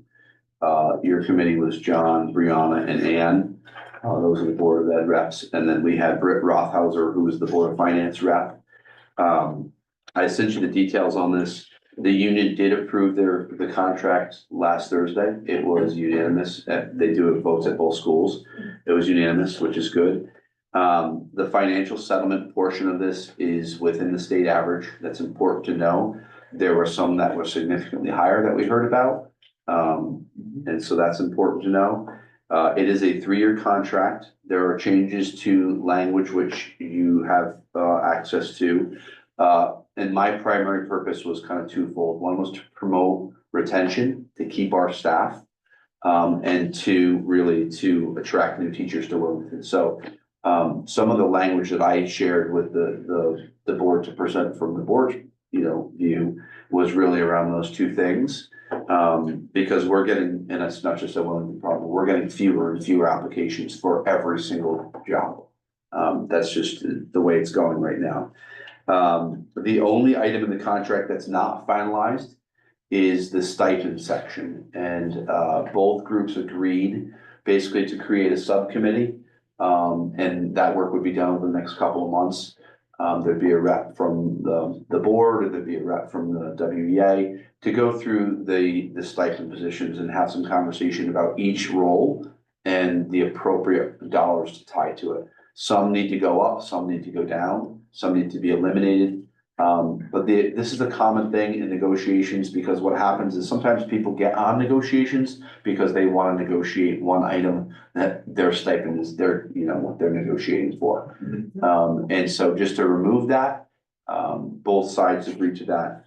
And so that'll be done at a later date. It'll then come to the board and WEA, both groups would vote on that at a later date in time for July 125 rollout. Okay, so that's when it has to happen by.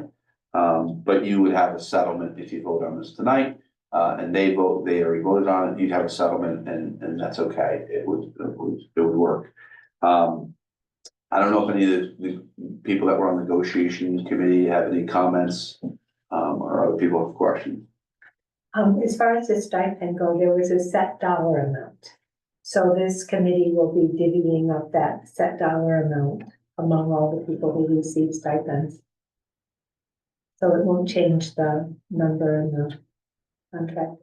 Yeah, they slice the pie out accordingly.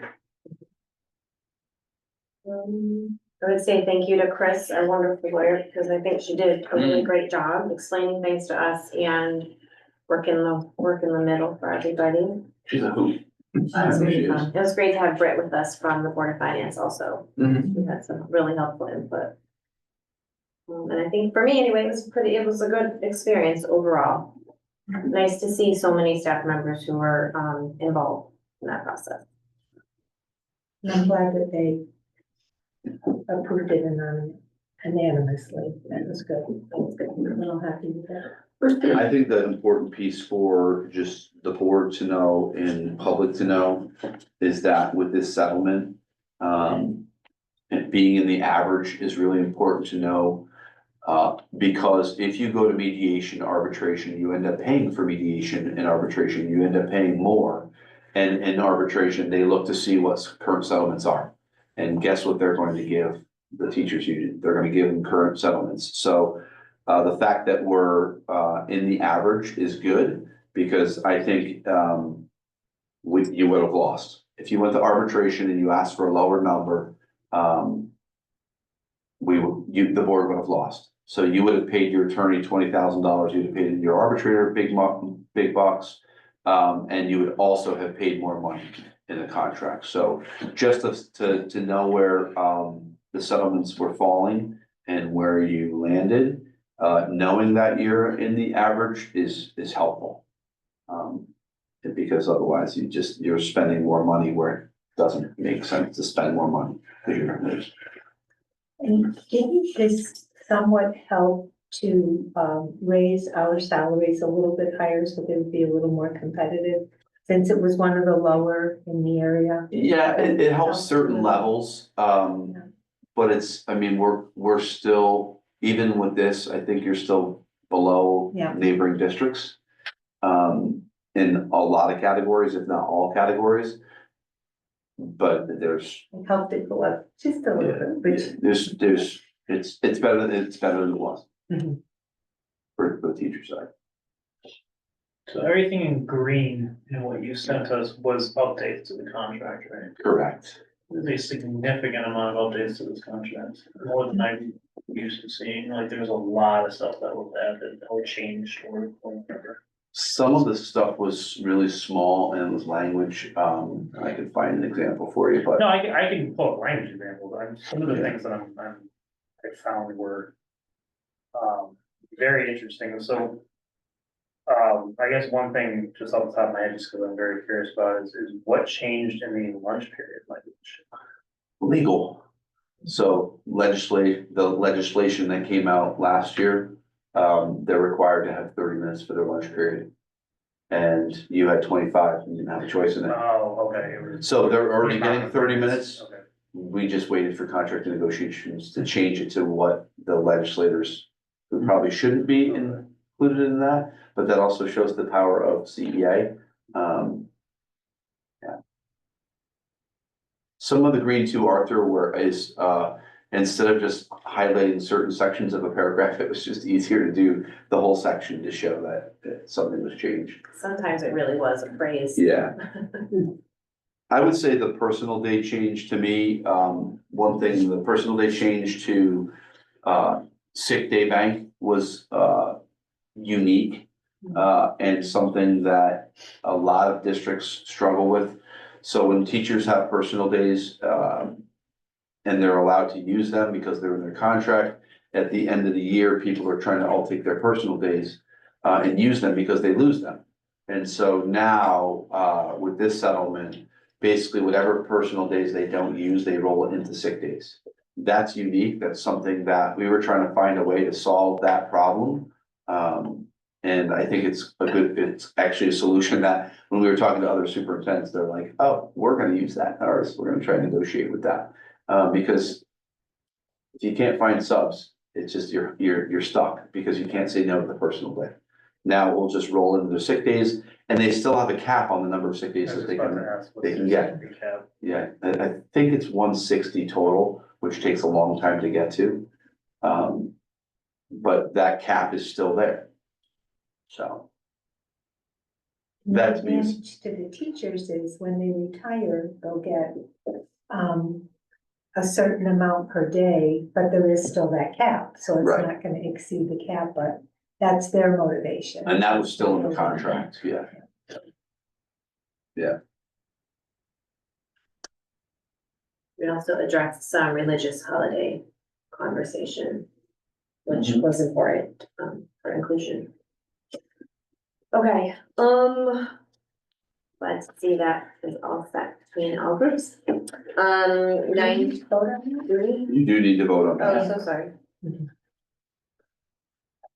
Accept the. All right, what am I doing? If you're gonna make a motion on that, you need to approve the WEA contract for 2025 to 2028 as presented. That's what I was saying.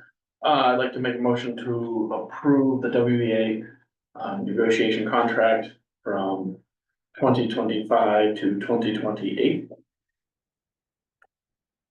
Second. Any last comments? Great, if you agree, please say aye. Aye. Aye. Thank you. Motion passes and we accept the agreement. Thanks to the committee for that work. Okay, now on to 9G, minimum wage increase regarding substitutes and our food service staff. So minimum wage increasing again. January 1, 25. No notice, so it doesn't help us. It's moving from $15.69 to $16.35 an hour. And as a result, we have to adjust our rates for substitutes in this one and for food service employees. We will need to make changes to the WESS group, which is our next negotiation. But it's not impacting anyone in that union today, so you can leave it alone. As far as substitutes go, here's what I'm proposing on screen for you. And I'm proposing moving the paraeducator substitute from 110 a day to 114.45 a day. I'm proposing that because minimum wage at $16.35 an hour times 7 is $114.45. And that would be, you'd be at the bottom of the minimum wage. When you do that, you need to bump the others, otherwise why would someone want to be a teacher sub? And so I'm proposing that you bump the other ones up $4.45 each per day. To maintain that buffer, that's what we've been doing for years to try and keep our sub pool. So that bachelor's degree would be the $129.45 and certified retired teachers would be $149.45. The nurse piece, I would leave alone. That is competitive regionally. And you are getting pretty close to what we're paying our full-time nurses already. And I'm not proposing to change that number at all. I would leave that one alone. This would, if you are going to approve this, your motion should be for January 1. It would go into effect January 1, 2025. Anybody else with their 45s? Yes. Would anybody else be bothered if we just bumped them up $5? We just made it 150, 130, 150. That's 100% where I'm at. Like, I understand your methodology. I'm just looking at it going, all those 45s bothering me. 115, 130, 150. That's Would what I'm it make a thinking. huge difference? 115, well, I'm just writing it down right now. It's 130, 150. Round everything up. I mean, they were, 25 and 45 before, so. How do they compare to other towns? We're okay. We're okay. Yeah, I mean, We're there's adjusting some, them anyways. you some know. towns on the teacher side, beat us by 35, 40 bucks. You know, However, most towns were doing okay with. I think the fact that we broke out the retired teacher certified, we're sometimes seeing people retire and come and sub for us because they can, they can just make a little bit more money here. are we still having it? I don't know if we ever had it. Is there any issue getting substitutes? Yes, everybody still has problems. Still has with that subs. problem. Yeah, yeah. And more money wouldn't solve that. There are places that are paying $35 more and they They're have the still same having- problem. Sometimes it's about experience. Mm. When you have good experience in a district, it's close to home, like those are the key factors. Yeah. People don't want to drive a half an hour to work in a place for $35 more because they're paying for the gas there, right? So we tend to get people like, I throw this out on Facebook. Mhm. If you approve it tonight, I'll update it and say, January 1, and we typically pick up a couple people each time. Would you consider that also that 114 to 115 or? I think that's what I said. Okay. And it's whatever your motion is. I think Arthur's point is 115, 130, 150. Even. Yeah. I agree. I was just trying to show you the math portion. No, I absolutely appreciate that. But, I mean, for 55 cents. I felt bad for the payroll department immediately. It's not like it's 55 cents an hour, it's 55 cents a day. Right. So. Are we just talking about the substitutes right now and that's under the? Correct, and then I'll go, if you wanna do this one first, and then, cause we broke it apart in the agenda, and then we'll go to food services. I'll make a motion of the Willington Board of Education, update the substitute pay for paraeducators to $115 a day, for substitute teachers with a bachelor's degree to $130 a day, and for substitute teachers who are either retired teachers or certified teachers to $150 a day, beginning January 1st, 2025. I'll second. Who got it? Chicken out. Right. Crazy. Okay, if you agree, please say aye. Great, thank you. We're looking forward to starting that in January. Let everybody know so they can come check out our awesome schools and help us out.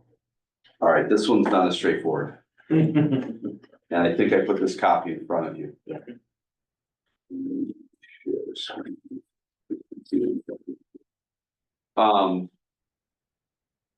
We've talked about maintaining the balance between our current employees.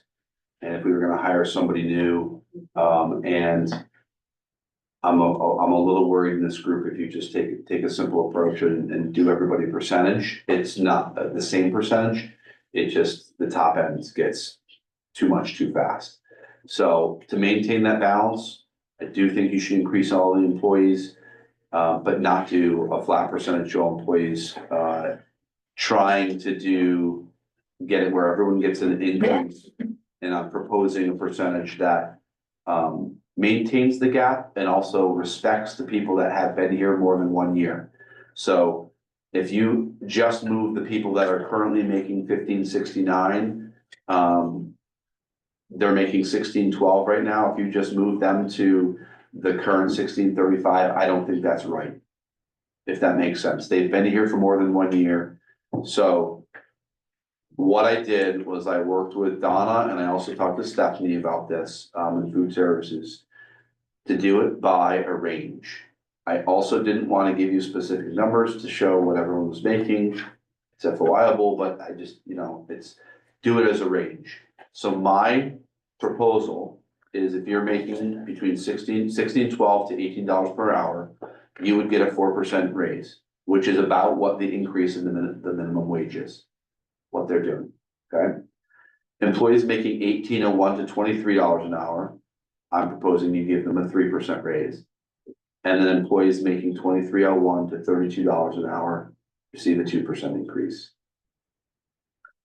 How many employees are on each section? Are they mostly at the top? Are they mostly at the bottom? It's distributed. Hmm. It's distributed. And I'm assuming the ones on the top are the ones that have been here the longest, Yes. Correct. which I don't like, because it feels like, oh, you've been here 10 years, thank you, here's 2%. Remember that they have gotten these bumps every time we've done a general wage increase. Okay, And then you also gave them an increase this year.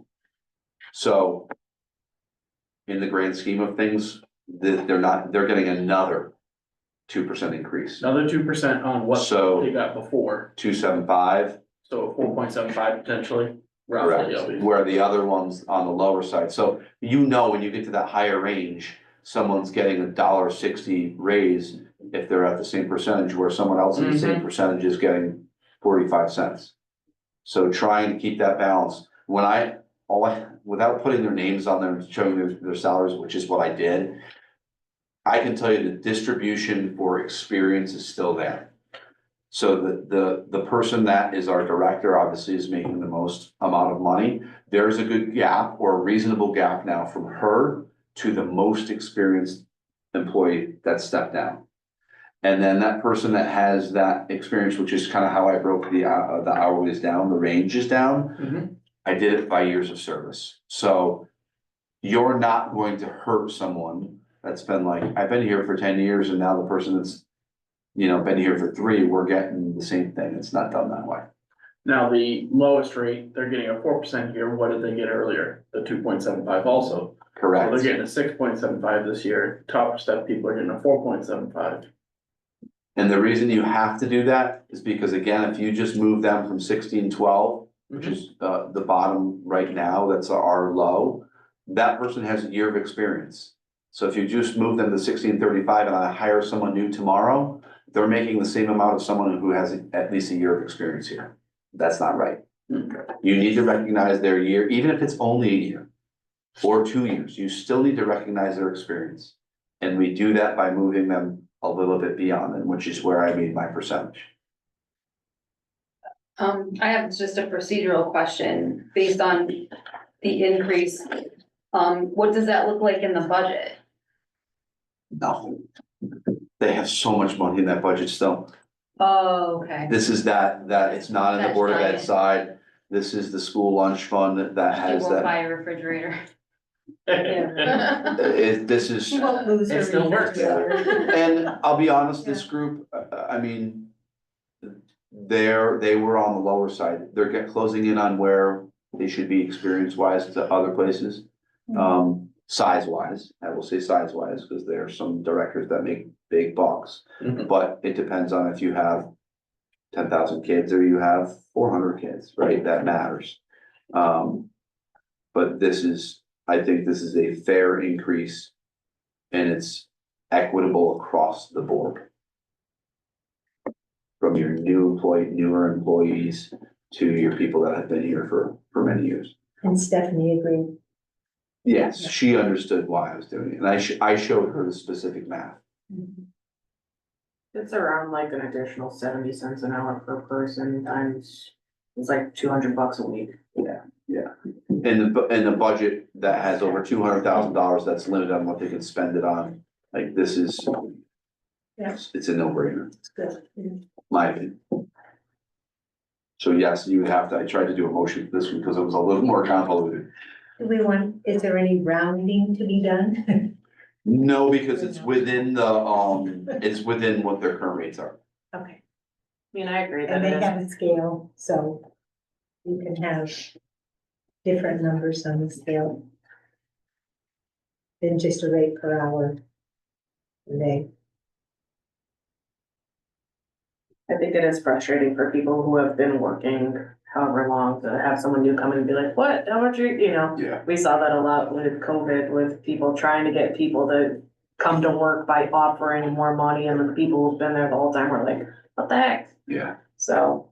We saw this in the WBA contract, a few years back, where we had a step.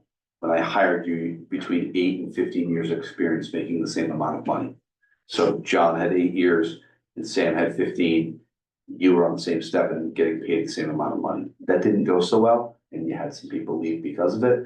It's now corrected. So the person that's got 8 years is getting paid for 8 or 9 years of experience, whereas the 15 person is getting paid for 15. Do they actually have a step system? No, they do not. How do they get their raises? Just the percentage rate every You year? vote on it annually. Yeah, that was that 2.75 Correct. last year. Correct. How do you dictate who's worth what? Is it just based on, and not to say like that, but, you know what I mean? Like, if there's no set scale, is it based on skills or time or It's typically different experience. metrics? Yeah, it's typically, so we don't have a lot of turnover in this group. Unless you have experience in, kitchens, you don't get, I will not, just like other contracts where it says, I can't hire you above where someone else is at. If we found someone that applied for a position and they had 10 years of experience, I'd look at our experience of our people and I would put them in the same ballpark. At that 10 years of experience. If they're brand new, no experience, they're going to the bottom. So that, I try and match it so there's consistency across what, so we don't create the same problem. Well, she has 4 years of experience and he has 12. Why are we making the same amount of money? Try to avoid that. Now, this is just a recommendation, like if we as a board want to do 5, 4, 2, 3. That's an option too, or That's it's up to us, yeah. I just ask that you don't change the dollar ranges, Yeah. so you get everybody. The only danger in that is we don't have the food services budget in front of us, so we don't know. I mean, I know she's got a lot of excess, but she was also very concerned about how long the stuff is gonna last, so. That's true, she did bring that up. Right. I would So say it's looking good still. no, I get that. We start Yeah, going long term. a little too much, it just ends up being, we don't have that math in front of us. Did It's we not have- just for this year either, it's once we do this, it's for next. They're your year, the year employees, after, yeah. the year after. No, I'm not opposed to it, but I'm just thinking 5% on $15 is not much. Who It's knows not- when they're and how- gonna keep increasing the minimum wage? I mean, that was the whole point of this. Correct. Try to, That might So get us it's- ahead of it a little bit.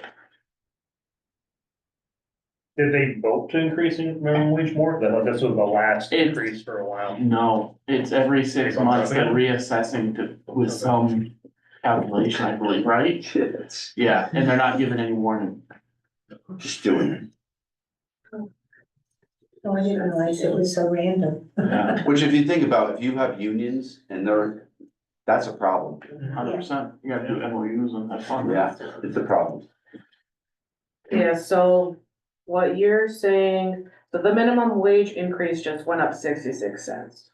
Mhm. And we are increasing ours 41 cents on top of that. Correct. So if, you know what I mean, we're already, if they do another one, we might be a wash anyways in the next 6 months. And I'd recommend you do the same thing, you bump everybody up again. So that's also why we may not wanna be like, let's do 5, 4, 3, you know what I mean? Cause we're gonna have to keep doing it more and more and more and more. So I'm happy with that, or what he recommended. Ready for a motion? I know, he wants to read. Alright. I'll read it. Get ready. Since to read, I'll read it. Okay. I move the Willington Board of Education increase the food services staff hourly rate starting January 1st, 2025 in the following manner. Employees currently making $16.12 to $18 per hour receive a 4% raise. Employees making $18.01 to $23 per hour receive a 3% raise, and employees making $23.01 to $32 per hour receive a 2% increase. Second. Any final? Go. Great. If you agree, please say aye. Aye. Everyone, and. Thank you. Wonderful group of people right there. Well, these are. Wish we could give them a moment. Okay, that completes agenda item 9G. We're moving on to 9H, which is the superintendent evaluation. And that was added to our agenda by one of our members. Correct. That was spurned by me, so this is gonna bring us back around to July. When we do the evaluation, correct? That pushed off to July, right? Yeah, I think. This is kind of born out of a conversation we had in executive session, and there were things I needed to loop back around to, and I did. To make sure that everything that I had was, in a row. With that being said, I am going to make a motion that the Willington Board of Education make public on its website the evaluation for the superintendent of the year 2024. Second, Okay, now we have discussion. what is your thought? Why do you think? So one of the themes from the last election for us was a lot of talk about transparency. And I don't see the harm in making Phil's evaluation more easily searchable, because quite frankly, it is FOIable. This just makes it a little bit easier. And what it does is it gives the town an idea of how the board feels about Phil's performance, while not, Brad did a very good job anonymizing all the data, so none of us are identified as to what we said or anything like that. There's no personal information about Phil in there. There's nothing that nobody doesn't already know about his job. There's no financial information in the evaluation. I'm not advocating to make the contract easy to find. But I feel that this is a good showing to the town that we are willing to be open and transparent. And Phil is technically our employee. He's the only one. And the recommendation was good. It doesn't harm Phil in any way either. It's not like I'm advocating to put up some horrible thing that does not paint him in a bad light. This was a good recommendation. Or a good evaluation. So that is my thought. I went back through our policies. So our superintendent policy is not 2131. Oh, yes, it is 2131. No, it's not. That's the wrong one. The one about his evaluation is 2,400. 2400C, or A, B, and C. And then the legality around it is General Statute 10-157. I also consulted an attorney who knows about education law, and there is no illegality in this request. There is nothing in our policy against it. There's also nothing in our policy that says we have to do it. So because there's nothing explicitly against it, it's something that can be requested. Arthur, would you read the policy? Do you have it with you or no? It is a very long policy. I can read you the section Just if the you like. section that pertains, There's nothing about there's posting. nothing about, Right. it. Okay.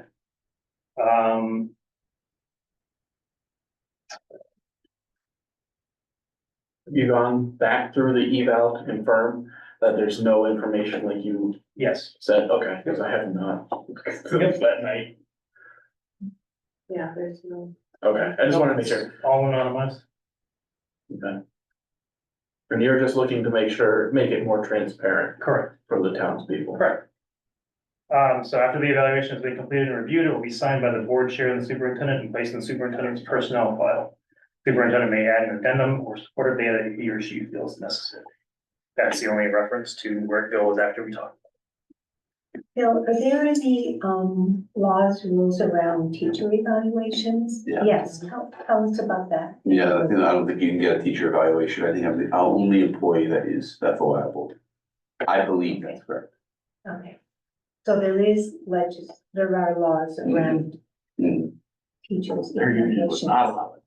Correct. I'm not advocating for No. any teacher No, I know, evaluations to be just- public. Sometimes it's good to kind of look across the spectrum and see where the laws are.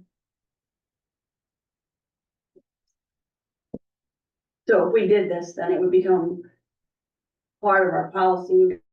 Actually, my policy that would say this would be forever, or this would just be this 1 year. No, this motion is merely for just this 1 year. We could talk about a policy change in the future. Cause I feel like it sets precedence, and I feel like the minute you started talking about it, it makes me uncomfortable, because if I was in Phil's seat, it's FOIable. If somebody really wants it, they're gonna put the effort in to get it. Not that there's anything in there that they shouldn't see, but it's personal. It's personnel file, it's personal between, we were elected on this board to make the decisions. We are a big mix right now of people on this board from all different parties, and I feel like we act pretty nonpartisan actually. But this makes me feel uncomfortable as an individual, but also as a board member. The trust was put in here, we all voted, and I don't understand why this 1 year would be any different than the other, that we would have to be saying we did it, plus once we do it, there tends to be this pattern in human and in municipalities and states that once something's done, well, that's the always way that we've done it, so we should do it every single year. And I feel uncomfortable with that. That's just my opinion. I also think that, if this should be something that's done proactively rather than reactively. If we as a board felt that the superintendent's evaluation was important for people to be able to access, then we should set that expectation before the evaluation year starts. I think as a reaction to a previous year, to me, doesn't sit right. And I don't feel terrible about it not being up on some website or something, because people are able to access it. They can go through the channels. FOI is clearly, people in this town know how to do FOIs. So I feel like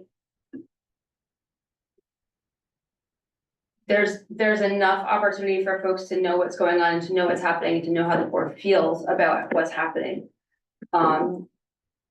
Before we go down that road. And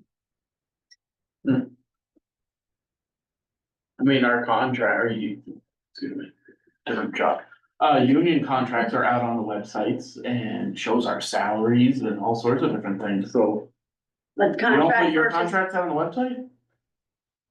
most towns put their contracts out on the website and you can just go there and look, like, oh, that job look good? Oh, never mind. Yeah, I did it this weekend. So, I mean, most of the time, all that information's on there. Not the evaluation. I have no idea if it's done in any other towns. Do we know that? I haven't looked at any other town. I haven't ever looked for it, so I don't know that part. But for transparency, I don't see the harm. I don't see why, because it was overall good. His eval, there was nothing But really you're bad in not, it. so you shouldn't be releasing it though, based on what the content is. If it's transparency, if it was horrible, you'd be releasing it. If it's great, you're gonna release it. It's. What you guys are talking about is you want people to see what's on it. And it doesn't matter what's on it, you want folks to see what's on it. So the part of the discussion absolutely cannot be that it was a good evaluation, so we're gonna release it. It has to be releasing it because we're trying to be transparent. Okay, I mean, I think it's actually not a bad idea to release it, to be transparent, good or bad. We'll leave that part out. I agree with that statement. But with the releasing it versus not releasing it, do you think, I know I have a lot of townspeople come up to me and ask, how was Phil doing and things like that, and I give them my opinion, but if they can actually read it for themselves and see how we're doing as a board, I don't see that as a bad thing. They absolutely can do it. With an FOI paying the fee and everything like that. Um, So they have to pay, that we are then charging the townsfolk to look at his eval. $50? I don't remember what it is, that's a guesstimate. How long's my evaluation? Also depends on whether or not you're gonna consult the attorney for a proper FOI, or you wanna try to write it yourself. Yeah. Oh, can I ask what, and maybe this is going over my head because I'm getting tired, but, so I understand your point of being transparent, but what would be the purpose of somebody wanting that data? Because in my opinion, people are gonna judge, seemingly, they've been judging Phil on test scores, all these other different things. You really think someone's gonna look at the evaluation as a metric that they're Absolutely. interested in? Absolutely. I think they'll use the eval as a metric for us too, to see if we're doing, if in their eyes, we're doing a good job. Even though it's anonymous. I'm just wondering like what. Hold on, I'm trying to think how I want to word it. Not really like what you want to prove by having it on there, but like what's. It's not a matter of What's proving the- anything. I guess I'm just losing like, what's the point of it, of having it on Because we are beholden to the people who elected us to these seats. Right. And part of that is that they get some comfort in knowing, because this was all discussed in executive session, they have there? Okay, nothing known about it up until whether or not this is publicized. Well, it's voted on. Again, you can go through the long channels and get it FOI, but this would give the people an opportunity to essentially see if we're representing them as they requested to vote us in these seats. okay. To me also, there's a little. I can't think of a better word, skeevy feeling about talking about it in executive session. And then having that document that we talked about in executive session be out there. If executive session doesn't hold for the entire thing, then what is the point of executive session? But to your point, it's FOI, so it's just, you talk about things like contracts and stuff like that in executive session before they get voted on. Once his contract is voted on, it's public record, that's also FOI, but it's not searchable until you discuss it in the executive session. It's a sensitive matter until that point. Yeah. It's one of the only items, that comes out of executive session. That's FOIable, because the things that you discussed in there of what you determined to put into the evaluation becomes FOIable at that point. Mhm.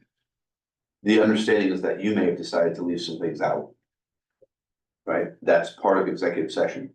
So typically, when you have executive session, you could talk about whatever the item is. But when you come out, you're just voting on it, and that information never goes public. This one does. So it's not like someone could FOI your executive session conversation on some executive session topic. The only way people find out is if you share what you're not supposed to do.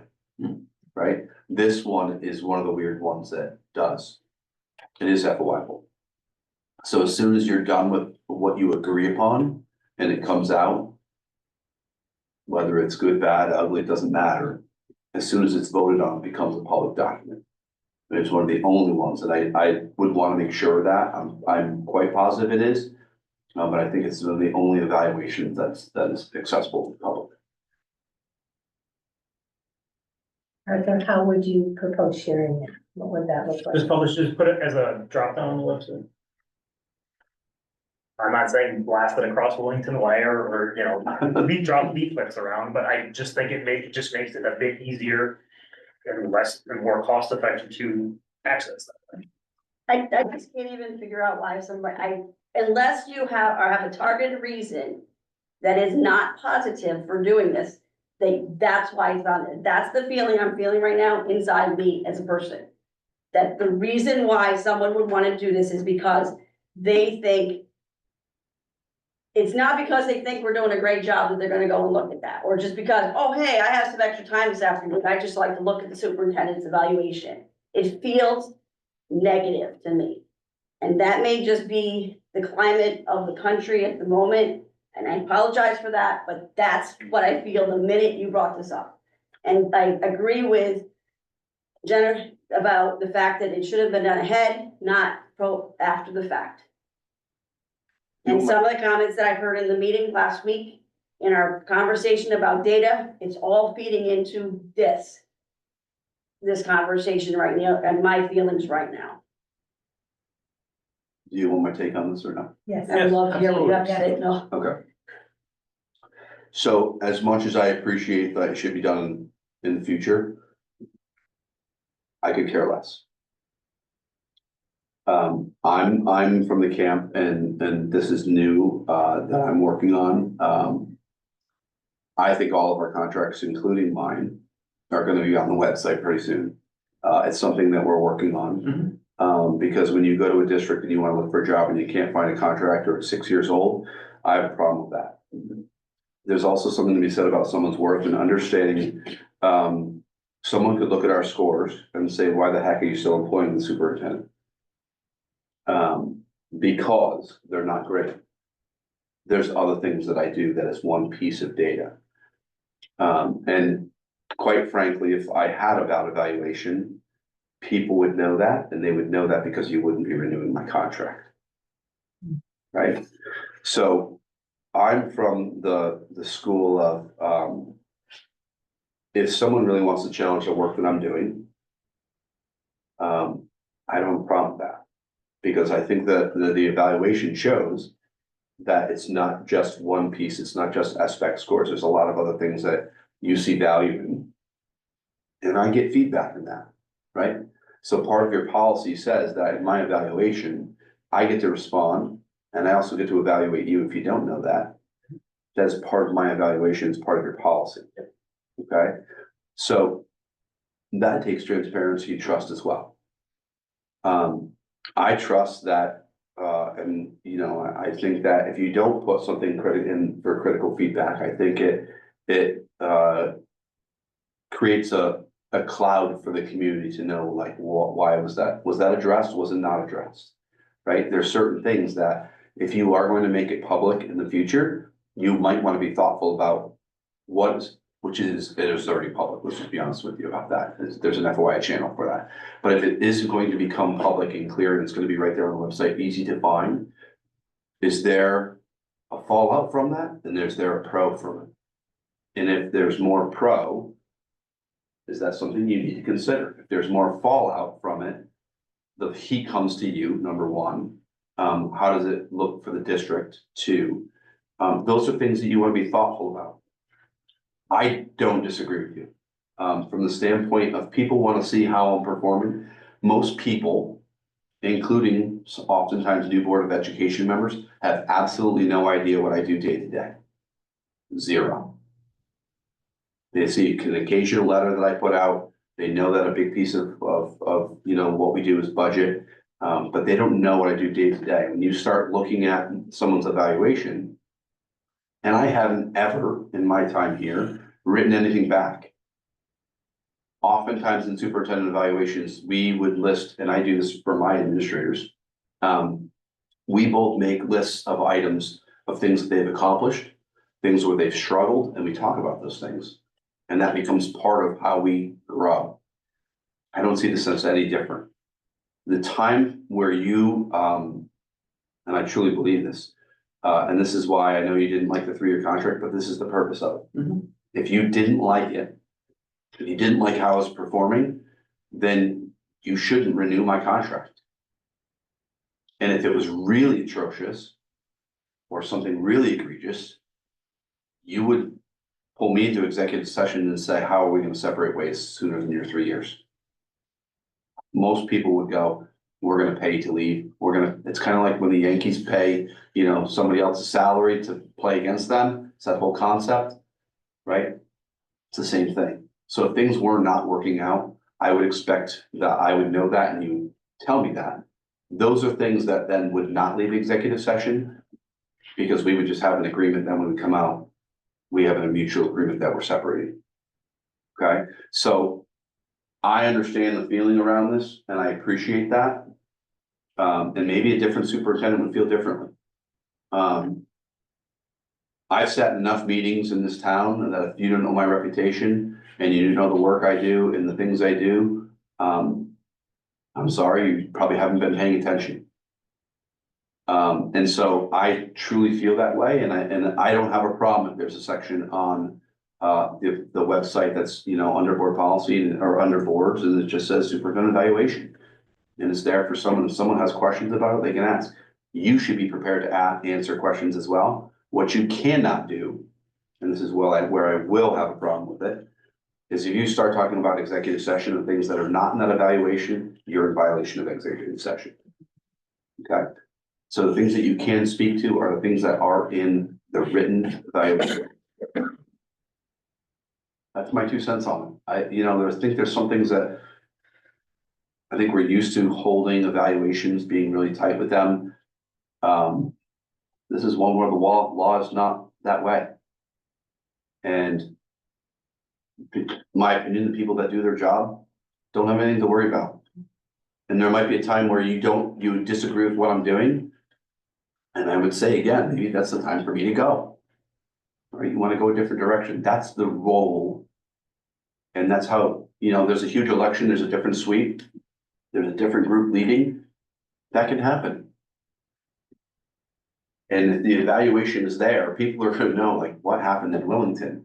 A different group took over, they wanted a different direction, they wanted a different superintendent. You have the right to do that. You just have to determine do you do it through the evaluation process? Do you do it as a mutual agreement to part ways? You figure those things out. But from the standpoint of this is the only group that you can do that for, I'm in. You can't put teachers out there, you can't put administrators out there. I think there's bigger things that you can stress out about. To me, this is not one of them. I'm going to respectfully disagree. I realize that you're the one that's sitting in the seat and you are the bird's eye view at this point. I will,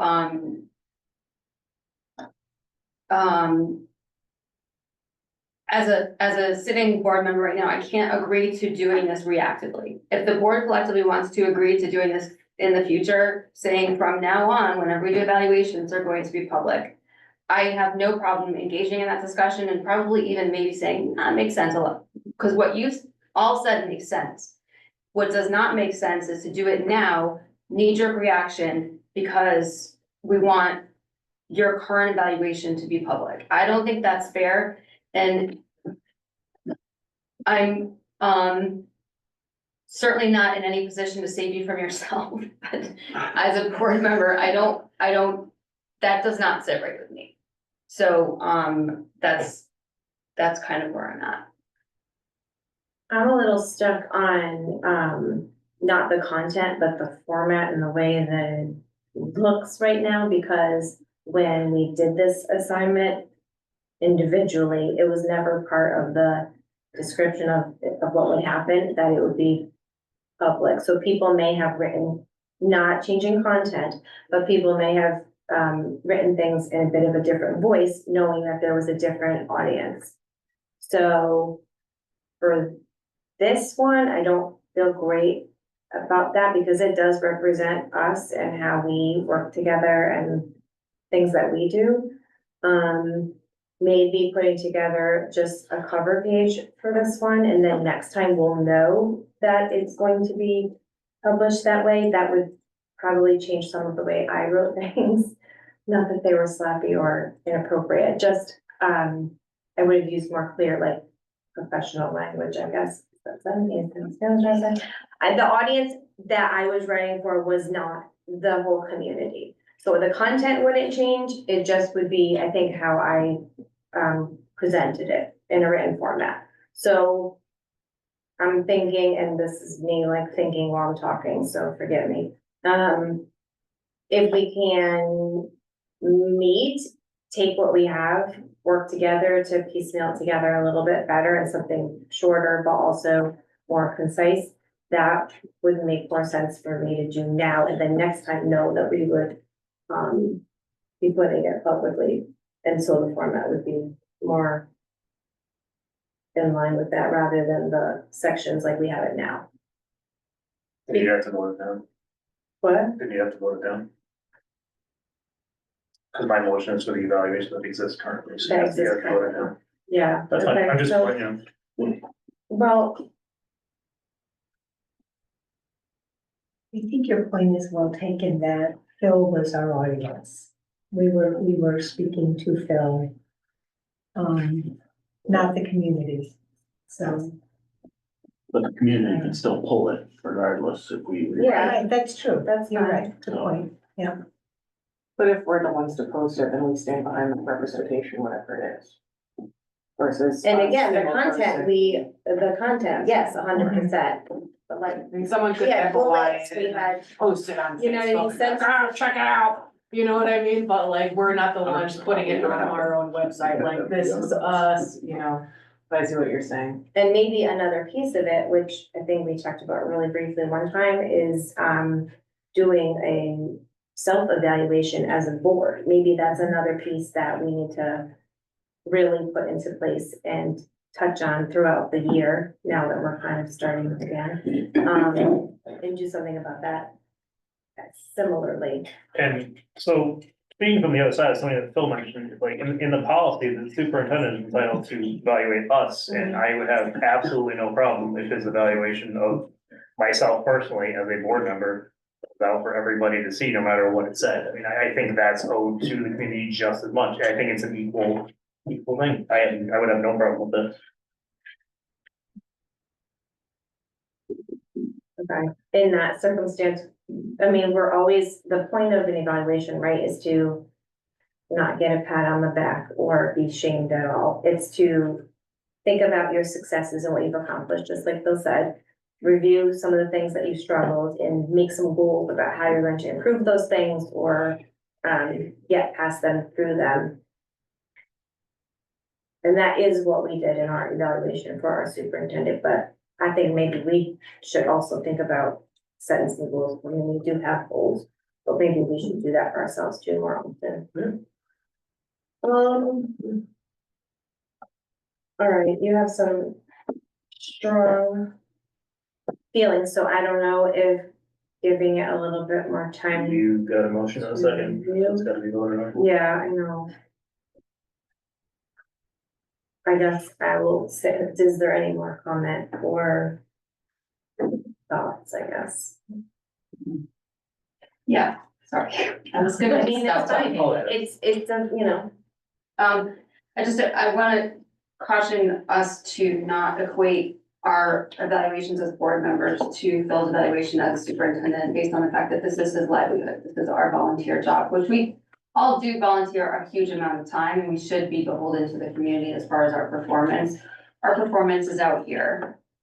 People can watch, people can see, people can hear the questions we ask and evaluate on a regular basis. Somewhat the same for Phil. But it's different. What we do is different. And our evaluations as board members have very different impact than our evaluations of Phil as a superintendent. I'm just standing because my legs. I'll make a suggestion for you if this will help or not. Your policy is pretty specific and it's been pretty general over the years in my evaluations. I've just kind of let it go as it's gone. You could form a subcommittee just that's specific to this. You have your board goals, your plan that you could break out, and I would also bring, I mean, there's superintendent expectations, there's rubrics around this that you haven't seen, right? We haven't talked about those things. That would make the balance of what you have in your evaluation of me kind of come to life a little bit. There's obviously scores as part of that, but community relations is another part of it. Hiring and maintaining staff is another part of it. There are standards that, just like you approve the teacher evaluation rubric, same concept. You could spend some time on that as a board with the goal of laying out, knowing that you would be doing that in the future. That you're tied to that rubric and you could make comments underneath that rubric that would then bring the work that you've done in the past kind of into a more formal format that might be easier for people to see and understand. That's just a different approach to, maybe how you look at this. I don't know. So can you check with the sources that be to see how many evaluations are public? Is there good faith? And that's what's hard. I mean, they're all public. It's just a matter of what you do with them. Are they posted, are they? I don't know too many that are posted. I don't know too many that are posted. But from the standpoint of every one of them being FOIable, they are. Can I call the vote? Did everybody get to say what they wanted to say? I'll make one last comment. I do, because even I'm still learning what Phil does and how we assess him and everything. So I think for that sake of an educational standpoint of like what we're looking at, I think it would be an interesting piece of information to have. I do agree that going backwards, I personally don't like, so that's gonna be how I vote, but I would be in favor of doing something going forward and being transparent with this is what we're looking at, because people ask all the time, well, like, oh, how come this, how come that, why this, why that? So it'd be a point of reference to be like, well, this is really the whole picture of what we're assessing instead of just like these things, because people put value into different things and, that's kind of, what's the word? Relative, I guess, to different people, so. The other good thing about rubrics is that they bring everything up. Right. It's, whereas we had broad categories that we responded to. And the rubric would break it up into what all of the possibilities could be within that category. That'd be helpful to. Okay, so I can revamp and do it a little differently next time.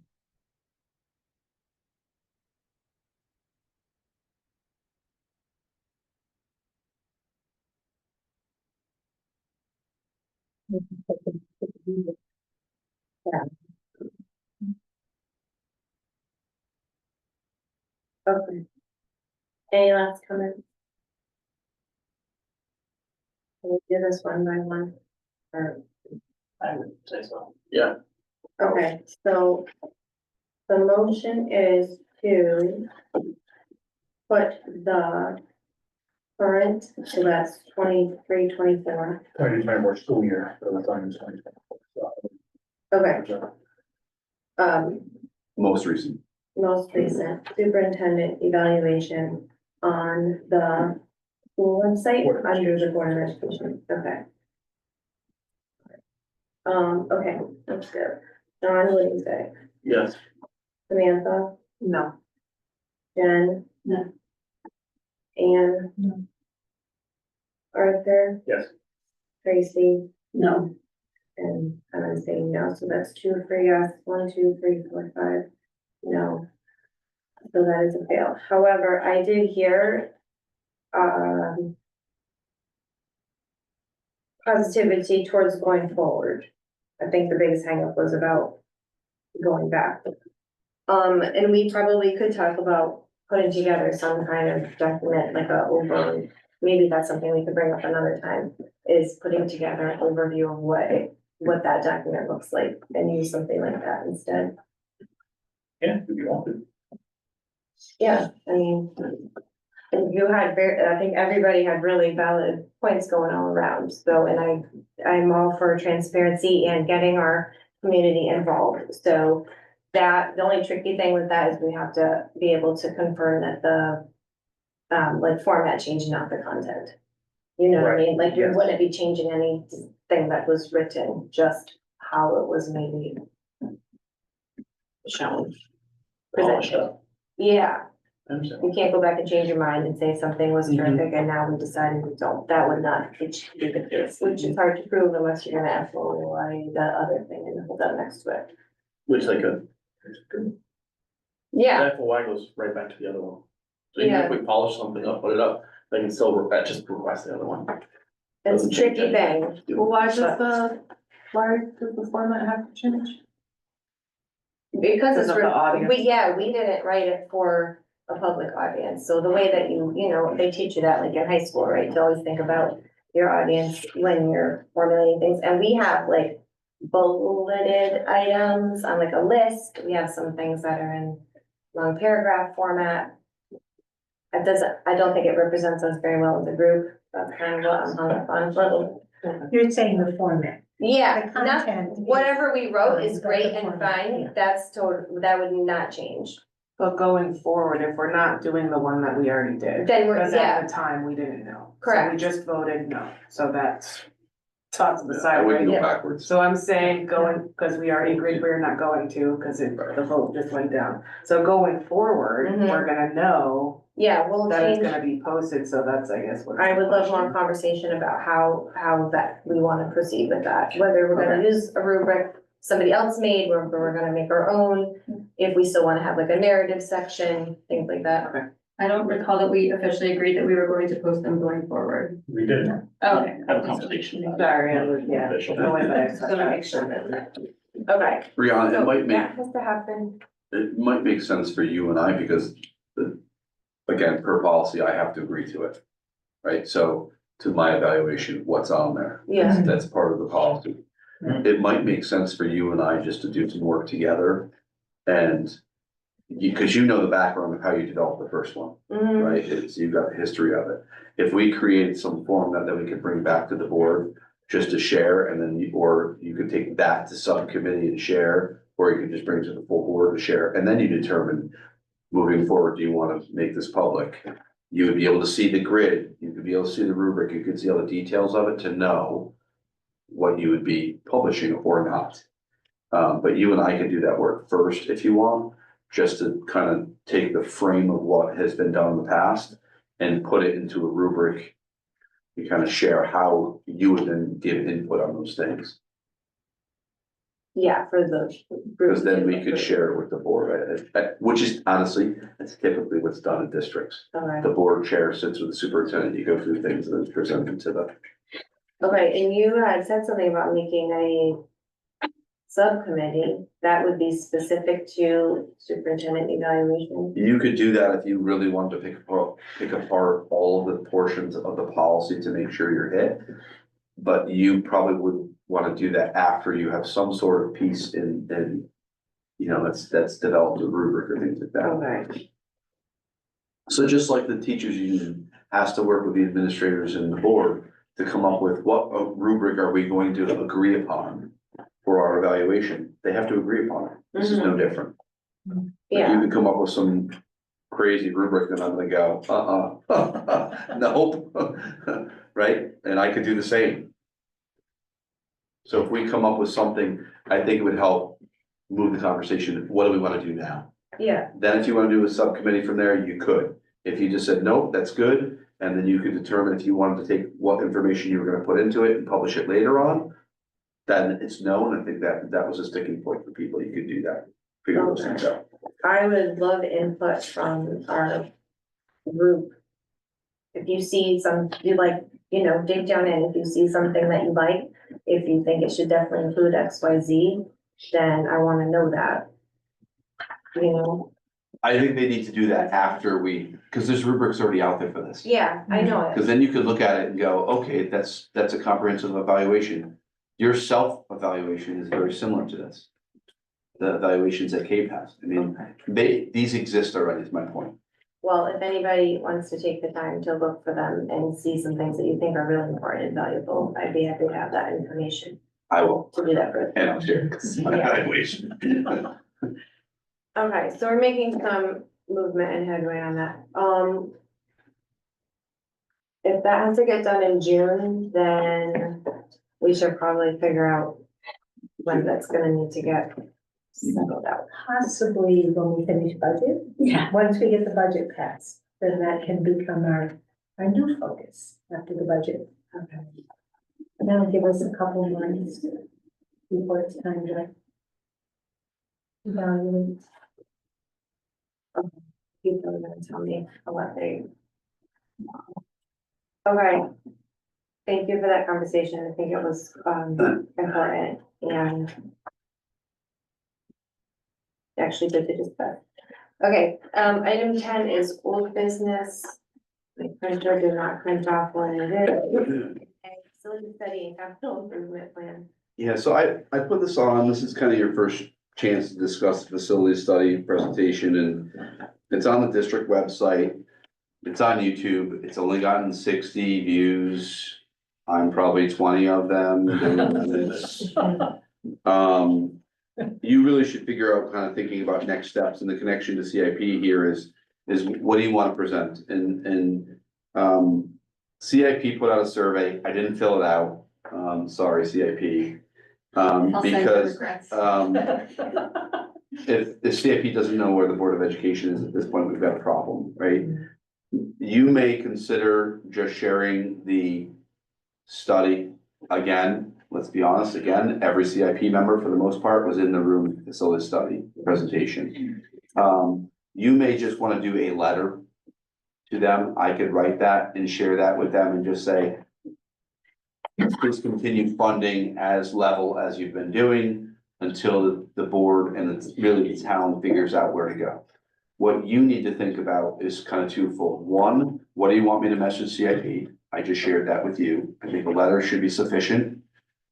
And two is what do you want to do with it now? Because the only way you're going to move forward is to have some sort of community engagement, because you didn't have any. Right? 60 people have watched it. The same people were in the room. You could consider doing a postcard with some of the data. I can talk to Tammy. I know Tammy Nuccio was supposed to be having a meeting. I heard through the grapevine, I did not hear this from Tammy, with one of the leaders of DAS. So I think it's still on Tammy's radar big time. And it would be good to know some more information, especially when we talk about legislative session, if there's gonna be something special out there. I know Tammy and Jeff both said, hey, town, decide what you wanna do first. I just don't know how that's possible.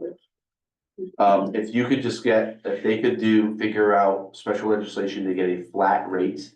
This is your reimbursement percentage for a set period of time, and what if it was good enough, then you pitch that to the town. This is what it would cost for reimbursement for, excuse me, for a CIP projects only. This is what it would cost for renovate to new, and this is what it would cost for new.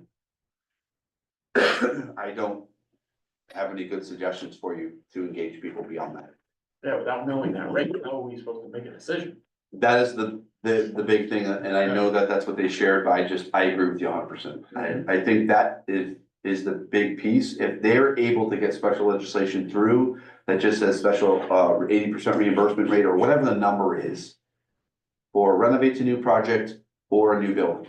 The problem is, I've talked to Tammy a little bit at Trunk or Treats about everything, and the problem is the state's not willing to give money to towns who aren't willing to do the work. So when we say, What does that mean? when we say we need a higher reimbursement rate, the state comes back and says, okay, pass your project to referendum, and then we'll talk about a higher reimbursement rate. That's the problem. That wheel, I don't like that. That's the biggest problem. You know, can maybe some of the people that, were on the not pass the referendum sign could help us know? Don't look at me, what we need to I do? voted yes. Well, I'm not looking at my eyes are closed. I'm not looking at anyone. Could help us come up with a plan? Or what is it that people want, or how can we, you know, They need to know how much. People want solid answers for money, and that's, we're in the same spot we were at the new school. We can't give a solid answer with money because it might be one thing and it might be drastically less, and we won't know essentially if and until we pass it, and if and until, and that's also assuming that the state is actually willing to give us a decent reimbursement, which they may bump it up 7%, say up to 70 and say, there you go, that's what we're doing. And it's like, okay, that's all for nothing, because it's really not gonna change the needle. The money and the land is what messed people up last time. Can I ask Arthur, how do you, 100 something? Well, just who owned the land, I think a lot of what I heard from the Republican side. who's been whispering in your ear? Cause nobody's knocking on my door, calling my house, or writing letters to me personally to say, this is why I didn't go, I voted this way or that way. So where's your, My information is from all the people that I talked to who voted down the new school. okay, so can you give me So a why? reference of like, how many people? Because, How many doors did you knock on? How many doors did I knock on? And talk to people? 775, but that was not about the school. You're looking at 150 to 200 people, probably. okay, well, there was thousands of people came out to that vote, so we still have a problem. You have a faction of people who you have an answer to. We have a few people who come to meetings. Different people who come to different meetings. There were a lot of people that came to SBC meetings. We'd have to go back and see who they are, but there's still a huge percentage of people who came to this building and put a vote in with no answer to why they voted it down. Was it because of the location, the land, the cost? Was it because they have it's their alma mater and they have a tie to Hall School and they don't want us to leave that building? Was it because it was too it's like, there's so many choices of what we could say. Yeah. The question still is, how do we get feedback from all those people who came out to the polls in unprecedented, in the 30 years I've lived in this town? I have never seen a vote that big, except for that vote. How do we get those people to talk to us? There was discussion about that, was it on SBC? But as You're a- one, again, that's As a result, 121. Okay, but just ask yourself why they voted down the budget first. It's all about money. That's what this town is big on, is money. We have a very high poverty rate. And anything that raises our mill rate or raises the taxes that people are gonna have to pay, they're gonna come out in droves to vote against it, and they might not even know what they're voting. But everything we do, if we put a roof on that building, it's going to cost us money. If we put HVAC in that building, it's gonna cost us money. If we renovate to new, it's gonna cost us money. If we build a new school, it's gonna cost us money. Every single thing costs money. We have to find out what are they willing to pay, which is why we went and put this whole thing with QA&M out to begin with. To find out what is the townspeople willing to pay.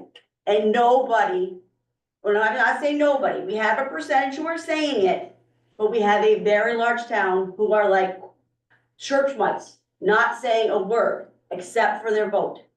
And I know it comes down to money, but that's what everything comes down to, money.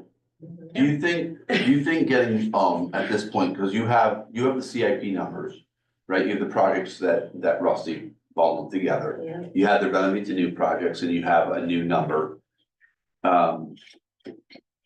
They're all they're not exacts, right? They're based upon the current rate for construction now. Do you think, and this is more of the CIP spin is for me, I think it's 1.3 million, is that what went in last year, 1.2? Sorry to put you on the spot. It got knocked down. It did, it got knocked down a little bit, but it's over $1 million, Yes. right? So it would be important, I think, for us at this point now to figure out a couple things. One is what do the bonds look like? Because we already have $1 million in there, it's not each year, it's flat. If you left it alone, it's flat. You would be able to know, we need X number of dollars additional to do all the CIP projects, or maybe not. Or we need X number of dollars more to do the renovate to new for each building, right? Or the total new. I still don't think the state's gonna do a renovate to new for both buildings. I'm just gonna say that out loud. They want a K8. What's that? They would want a K8. They're not gonna kick in a bunch of money to renovate two buildings. No, they want a new building. That have under 200 kids in them. Yeah. I didn't hear that from them, but that's what everything we heard. Yep. I think the bonding, if we know the bond numbers, we might be able to come up with, and again, survey, do we have to go and knock on doors? Do I need to walk around town like, Tom Smith when he did this, that might be what we need to do. I don't know. But if we got the bond information, we could break it out and say, balance it with a reimbursement rate. And then, sorry, this is a little convoluted. You have $1 million every year that's set aside in CIP right now, right? You know the total cost for each of the 3 projects as they stand today. Your reimbursement today is 63%, right? If we got 70, how much of the million would it cover? If we got 75, how much would it cover? If we got 80, how much would it cover? Hey, taxpayer, can we develop a survey to get that information to say, if you guys were able to get X number of dollars, this is what I would support. And maybe you just need to take the 3 projects out of the mix. Maybe that's more confusing. Maybe you just need to say, hey, to repair the schools, would you be willing to pay this amount of money, this amount of money, or this amount of money? And you'd just be basing it, I know, I hope it's not 0. Well, it's not 0. And the reason you know it's not 0 is because there's $1 million in the CIP right now, Yeah. right? And I don't know that a lot of people know that. So they see the cost as, oh my gosh, that's already on top of everything else. It's not, right? So if we can find a way to share that information, and I don't know that people will fill out a survey, I don't know if that really helps at all either way, but I think that's the only way to find out your question. How do we find out about the 3,000 voters, what they're really looking for? We do get a good turnout when we have a town hall meeting. No, you don't, you get 100 people in. Well, that's more than. And the same 100, and I'm not trying to shut you down, I know. the same 100 people are the same people that were at the meeting last time, at your presentation. We should do a trunk or treat, because that's what everyone was there. Yeah. And we get a few more people. I appreciate, Rachel. I'm not trying to discount your joining. And we've had some letters from new people that I've never heard of I don't think we've heard from before. A little bits here and there. It's just, we need bigger amounts. Hear from Rachel?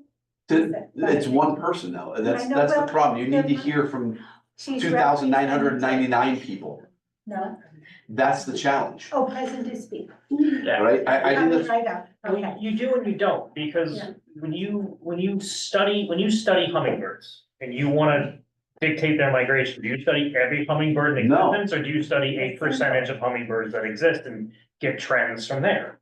So while my sample size might not be huge, it's almost 10% of the voters, almost, and it's fairly consistent across the board that it was the unknowns with the money. That was their biggest thing. And right now, that's kind of the best thing you've got to go off of. I'm not saying it's the only answer, but seems to be leading the charge. would that be enough for Tammy and Jeff to go on? If the unknown becomes a known, the town is not going to pass this unless you get X percentage. Is that gonna be enough for them to push forward for us without a referendum?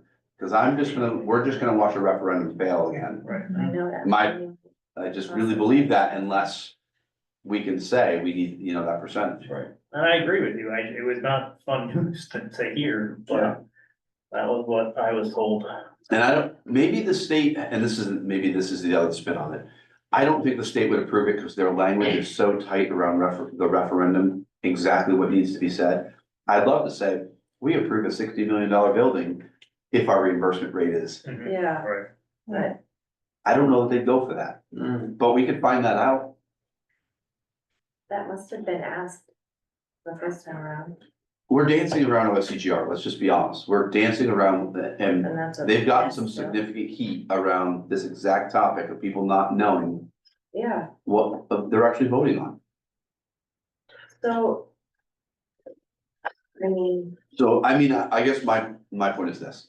What do you want me to, am I okay going to CIP and just saying, you don't know anything new today, folks, right? I would leave your CIP, ask for a CIP flat. We're still continuing to look. Donna and I can ask for bond rates if you think that's going to be meaningful. If you think that's gonna help us know where are we at based upon the numbers you have from the QA&M report.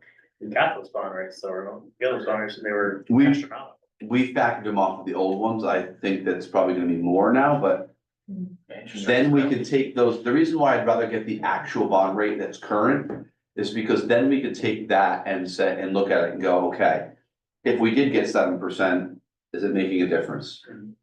If we got 17%, is it making a difference? If we got 27%, is it making a difference? Like, where's that line for us? I think that's where it would be a meaningful conversation with people. To say, okay, so do you think it would be worth doing this project if we're able to fund it at this level? That might be the only way to move forward, without having another referendum. I don't know. I think that part of the issue too is the cumulative spending throughout the whole town. Because it's like, okay, now we have the fire department issues. Yeah. Hall, not only having it be something that people. What did you say? They value The it. alumni value, Yeah. but like what's gonna happen with that? Are we gonna have to pay for the repairs anyway? So is it gonna be a double whammy based on how the deed is worded? Is it, you know what I mean, like that is questions that I had. Yeah. I voted no for the school because for me, and maybe I wasn't paying attention at the time, I don't know, I'm just being honest. The questions that I had was, I didn't feel like I saw a good comparison of fixing versus new, like we just saw most recently. That I wanted to see those numbers. Yeah. I wanted to know what was gonna happen with Hall School. Are we gonna have to pay for the roof anyways? We're gonna have to do all this extra stuff. All the other, and unfortunately, because the town as a whole hadn't been taking very good care of their buildings or whatever happened, like, it's stinky to have to lump it all into one thing to not progress schools because of just the timing of everything else. But, those were the main questions. So yeah, it was money, but it wasn't just money for this job, it's money for the town as a whole. Because if we have all these bonds for everything at the same time, you know what I mean? At least you Kind can of a share double that though with CIP. Like if you tried to move in a direction with CIP, you said, look, if this is what a bond would cost at this percentage of reimbursement. Right. It's their job to then factor it out and it's off of your board. Your job is to take care of the schools. Your job is not to take care of the firehouse. Right. Do you have to consider it? Sure. But you're advocating for your pre-K through 8th grade schools. that's where I'm starting to be with it, like, I get big picture, you know, we're all townspeople also, we care about all of the things. But our job is just that, Right. and so we might get to a point where we're gonna have to stop begging people to come and give their opinion, but we just might have to call it, to be like, this is what we think is best. Yeah. This is what we're gonna throw out there, and then you'll probably get a heck of a lot more participants. Because either they'll be like, yeah, great, or they're gonna be like, oh, no. So I hope it doesn't get to that. I don't love that idea because it feels like then we're not exchanging of ideas with our public. But we might get to that. We can't keep sitting around and waiting for We people to really can't, participate. like, I agree. we I have been feel the same waiting way. and waiting and waiting, it's getting more costly and more costly, so I hope it's not gonna come that way, but we might just have to one day be like, okay, you know what? We're gonna stay at this table till we figure out what we think we should do, and then present it that way. Okay, two things I want to say. First of all, Phil has really done a very good job keeping the schools in repair. I really don't know where that came from, with what he has to work with, the buildings and the budget. Phil, you've done a great job, so. Every time I hear that, I'm like, I've been watching it for 12 years. But anyway, the second thing is maybe our referendum needs to be what it would cost for a new school with all those details of bonding and reimbursement. And you're getting $700, whatever you would get back, 70% of $1 million. For every million you spend, you would get 70 back Yep. into the coffers. And then put that up against the repair thing that we just saw. And let the townspeople decide, would you rather spend the 65 million on a new school, or would you rather fix it, do it on repairs with all those other, portables and disrupting schools and, yeah, so. It's confusing though, because a lot of people, as we see in the numbers and the videos and the people who come aren't paying attention, so when they come to vote and they see $70 million, they're like, confusing. holy crap. Yeah. Like, I'm no to 70 million, even though it's not really 70 million, you Right. have to have that number. Yeah. And if it's a new school at 70 million, what do we get back? What's 70% of 70 million? But the problem is that's not gonna be the You can't question, write that's that. the confusing Yeah. piece of it. But that's a fact, if we do get a good rate. Well, that's why it's important to share, like, if it's this The part, details. yeah. One of the things that I feel like as a town have failed at is having the boards that are, not running stuff is too grand, but, responsible for stuff on the same page. And I think when you have things like schools, you have things like firehouses, you have things that support the town in general. If the boards that are responsible for these things can't come together and have an agreement on what the town needs, it's very challenging to present that then to the public. Because then you have the Board of Ed says this, you have Board of Finance says this, and you have Board of Selectmen that says this. And then everyone's like, well, I don't know what to believe, I don't know who to believe, and then they end up voting no. So to me, I've talked about this in CIP as well. Mr. Litinchich can ascribe to this. Having people come to the table and have conversations about the town and what we perceive as important. And how do we get people to be understanding of the positions so that we're not spinning our wheels and having this conversation that we had last year, next year. I gotta agree with Brianna, because we've been at this for quite a while. We were at this with the new school, we're at this with the repairs, and there's only so much you can do. You can't drag people here by their arms and force them to sit, and force them to listen, and force them to participate. If they're going to participate, they are, and if they're not, they're not, and we have to, like Brianna said, we have to decide what we think is best, and that's what needs to go forward. I don't think, if you wanna do another, I'm not opposed to doing another presentation if you want, but I would cap it at 2, because I don't think you're gonna get additional people or new people or anything like that. It's gonna be, the same people that it always is. It's gonna be the same responses that it always is, and unfortunately, that's just kind of where we are, and it's, I think it's a shame. I think more people, this is taxpayer money. This is where your money's going. I want you to have more interest in where it's going, but. Yeah, and the purpose of those is for people to be informed, but. Right. In my opinion, I need to know what you think. Yeah, But we're not getting that, it's, so and it's we're also gonna not, have to it's not for lack of trying either, because Right. we're on here every month saying, please participate, please give us your feedback, please tell us. Has anybody ever spoken with the hall board? There's no board. The family. There's a board, but I was gonna say there's a board, cause I deal with them with the church. It's a it's new when board. someone's in town. Yeah, I know. I've talked to Alice before, Well, yeah. can you? Tyler, and then Tyler's part of it, and then he's Alice's daughter. She works at the water company, I believe. Yep. Thank you. Mhm. She's kind of moving things around now. I just don't know if we get back to all school, what they actually want from us. I know there's a lot of ideas like, oh, we gotta prepare it to 100%. I would like to. Do they actually even want the building?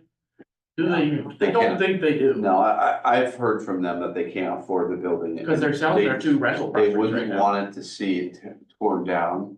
But I think they'd consider they'd love to see it come back to the Renovate. original section. Mm-hmm. Taking off the wings, which is kind of what I shared that, wild idea of doing Hall School as a, renovate to new with additions, basically. Mm-hmm. And you'd bring that original section, you could actually turn into a town hall, but again, cost, right? What is the cost of it? You'd have to figure those things out. I think Yeah, this, sorry. No. If didn't, representatives from the school building committee did meet with some folks from that family.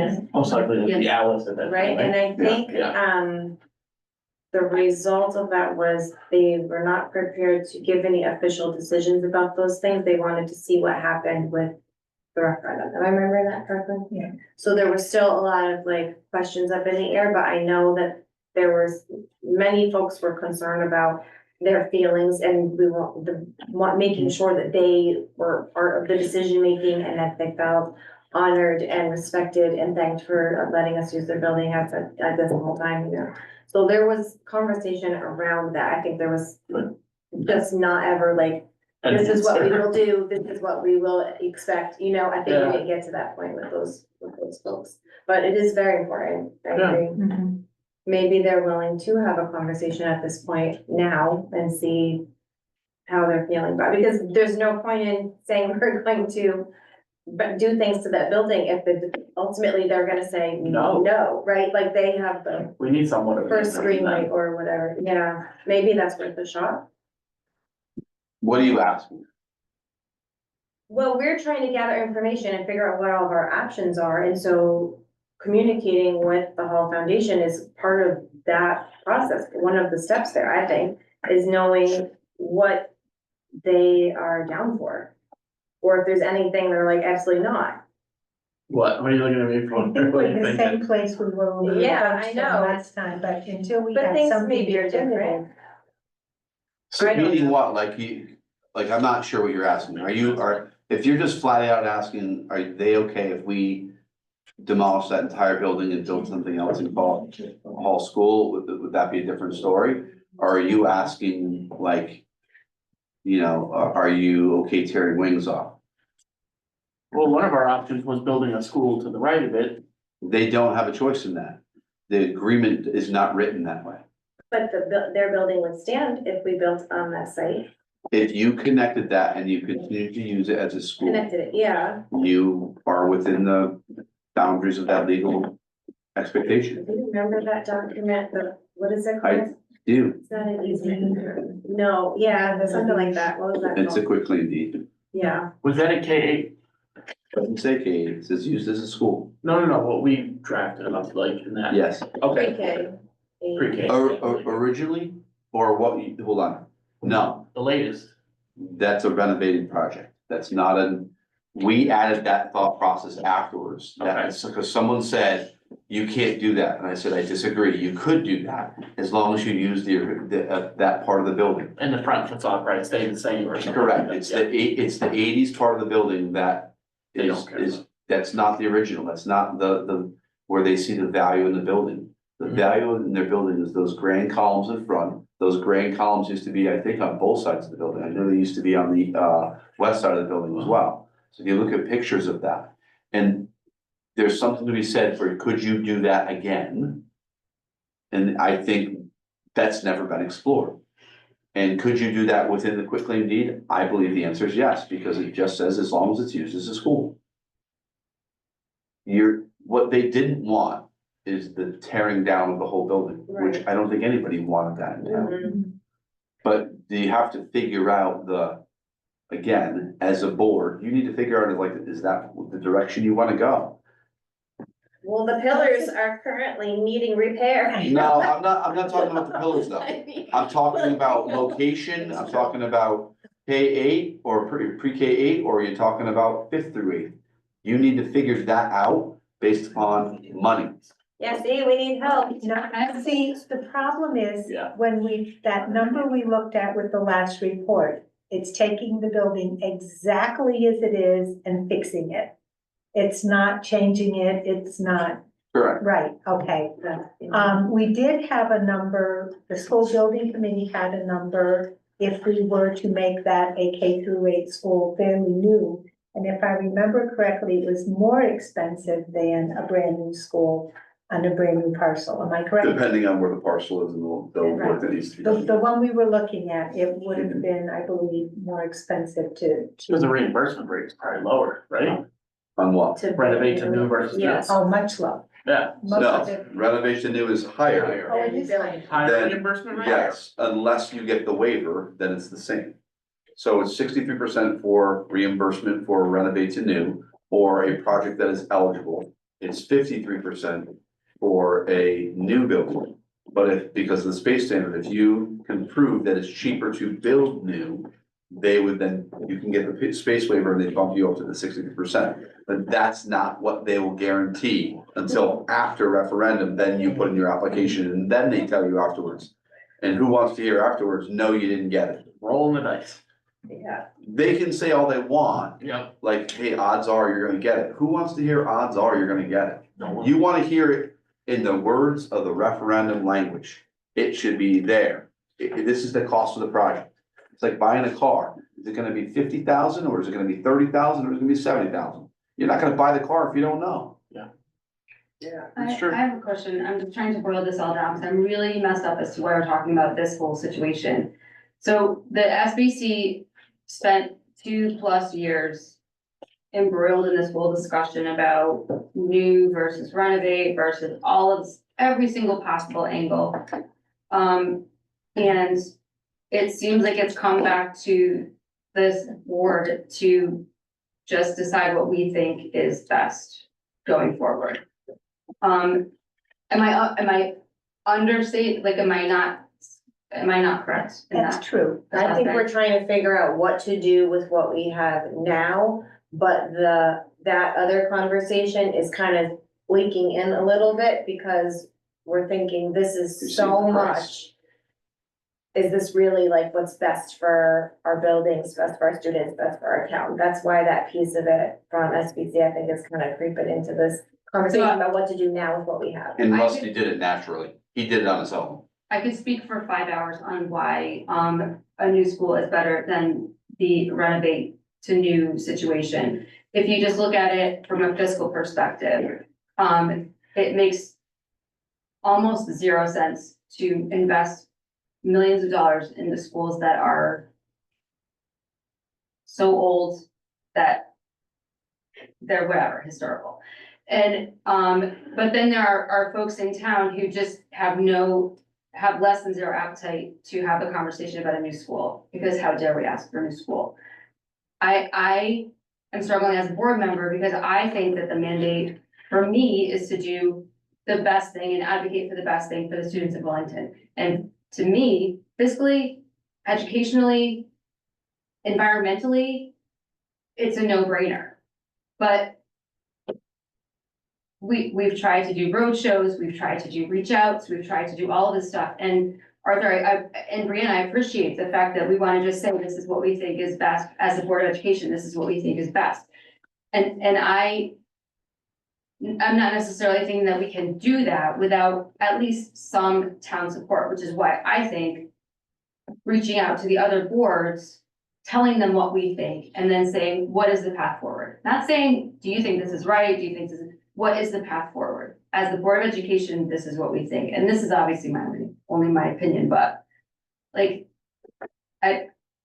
we could talk about this for the next 5 hours and still be in the same spot. I So- think you could do that with the bond information. That's why I'm trying to figure out what the next step is.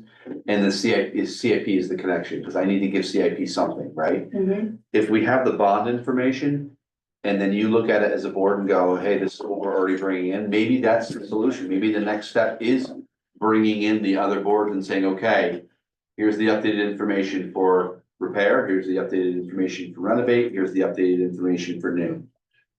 And here's the bonding information and what would you, how would you like to proceed? I think we were shocked when we heard that whole $2 million thing. Like when the state's gonna spend $2 million of their own, you have to bring everything else up to, that was like. So to me, you're either gonna do the smallest projects ever. Or you're gonna do a bond and it's gonna be pretty good size, cause you have to. So, but is Jen's point the next step of what the board wants to do? If you can get some of those dollar amounts. Then I think you can have those conversations about, okay. Hey, town, are you sure this is the way you wanna go? Because look at the prices. And then ultimately, I mean, once we make a decision as a group, then once the word gets out, then there'll be talk around town, and then it's time to do Present something, another yeah. presentation, and then a town hall, and give everybody ample time. Well, we still have to have some limits, Yeah. but, you know, give people a chance to talk about and have questions answered. I mean, if you're fine with it, I'll pull together, I'll work with Donna, we can Yeah. pull together some scenarios, we can pull together the bonding information. Based upon current numbers. And the square footage that was in your ed spec. I think we can do all of that work, and share it at your December, something, what month is it? December, yeah. Share it at your December board meeting. Just so you can see, and then you can make a recommendation from there, like, okay, we want a conversation now. Because that would allow you to talk to CIP. You already know the number that's in CIP that's been established for a couple of years now. And it would allow you to also say, look, we're holding projects because we open a can of worms if we cross this number. And there's very few projects that are eligible, and oh, by the way, there is no HVAC money. Other than if there's none of the grant. They said they're not, they said they were going to, and they are using the money elsewhere. We were told there's no more HVAC money. The other piece of it too is, as was stated when Rusty did his presentation, the fact that the ed specs have nothing to do with any of his numbers, and less than half of this board was on the group that made those, so that's something else we need to look at. Because we can make plans for the building, but I think as a group also, we need to think about what kind of program space we're offering for our students. So that's something else we need to look at as a group again. And see what was determined, what it says on there now, and maybe think about if any of it is. You're not gonna cut a bunch though. I mean, if you're, No, but that's still important. it is, and I think you have to do that at a special meeting, but from the standpoint of. Like the exercise that Scott and I went through to see how we get down to what their number was on their square footage chart. You wouldn't have an office. Like to get down to the numbers are unreasonable. Yeah. If you look at your ed spec, there's not a lot of, you can take out science labs. You could shrink your gym, but it's a middle school stuff. So there's not a lot of areas. The only area that went to referendum that was really big was the auditorium. Everything else, for the most part, I think I could demonstrate to you, like, so you shrink a classroom by 100 square feet. Is that gonna be the right size for a classroom? And what are you buying? So you bought 1,000 square feet? Not a lot in the grand scheme of things. You're not cutting 10,000 plus square feet. I'm just saying that I think it's good to look at. I agree with you on that, but I don't know that you're gonna get a lot less to bring your number down. I think it would be helpful though for all we're not new Yeah, we could anymore, but look at our it again. newer members on the board to have a chance to look at the ed specs. Do you want that in December, or do you wanna do a special meeting? I wanna make sure, Understand what- I think if you're gonna do it as a special meeting, I want all the bonding information at the same time. Yeah, I would love that, because this is a huge topic and we gotta move, so. Yeah. It's 10 o'clock. Or. I'm you not also have a saying conver- that, I mean, we need to make some decisions. No, I know what you mean. I really, and sorry, I didn't mean to open a can of worms tonight, but I really did need something for CIP. Yeah. So as long as your response to me is, we're still trying to figure this out, we just got that report, we have some information, we're still doing some work. Leave the number as is, because I would hate to see that number shrink, because it's gonna cover the cost of your bond. Right. but if we whatever could project. look at it as a group, so everybody understands. Yeah, that's what my the question, is do you wanna ed do it as a special meeting, or do you wanna do it as a? Cause I think this conversation alone, if you're talking about bonding and ed specs, is not It's gonna be a long. Special meeting, please. Yeah, I agree. So you're gonna talk to CIP. Run the numbers on bonds. Yep. Can you add talking to Tamuccio? Oh, I'm going to. Okay, Yeah, that'll be my 3 items that I. Yeah. And then we'll just review the ed specs one night, so everybody. yeah, understands. we'll do, and I'll try and time so that it's all together. Do you wanna do that before, in December, just because we'll have the budget in January and? It's not gonna, I don't think it's gonna impact your budget. No, I mean, no, it has nothing, we'll just be busy. Yeah, Coming every week to talk about the budget. honestly, it depends on how quickly, I mean, sometimes Don and I wait for, numbers from the bonding group. Oh, okay. So it just depends on how quickly they can turn things around for us, so I can talk to her tomorrow. But I have the straightforward numbers that are out of your reports. Good. It'll give you some information to work off of, and at least that's, you put that in front of people. Because they see the QA&M report, and in their grand scheme of tax dollars, what does it mean? Doesn't mean anything yet. Not until you apply the $1 million towards a bond, and then you go, oh. Or, whoa, I think whichever one it is. comparison, you need to see. I can do You're that. gonna spend the money Yeah. either way. Yeah. Would you rather spend it like this or spend it Yeah. like this, repair or no? I will pull that information together. Sorry. We just have to keep moving forward in some way, and when there's a roadblock, we have to see, okay, but what could we work on now while we're waiting for that? It's a good conversation to have, because I've been For feeling sure. like it's been just like dragging. on Yeah, the we- Last few years, and it's like, yeah, no, I watch you from the back end, I haven't been involved in much of that, but. Let's do something. Yes, Let's exactly. try to do something. Well, we have new data, so that's good. Yeah. We have our new report. And I believe in us. All right, that was 10A. Oh, I just keep checking my phone because it says it on here. It probably looks like I'm doing anything, but I'm not, so I'm not seeing, but I can tell you. I'm gonna have to get you a yonder pad. I know, well, that's why I feel weird. Okay, anyway. Something went wrong with my printer. No one cares. It's the middle of the night. Okay, 10, old business. B, data presentation discussion. Did we just sort of do that? No, this is. No. It's- Oh, I That's think great. that's what's This is the postmortem. There's so much data. Okay, let's do this thing. Are we gonna do that now, or you wanna?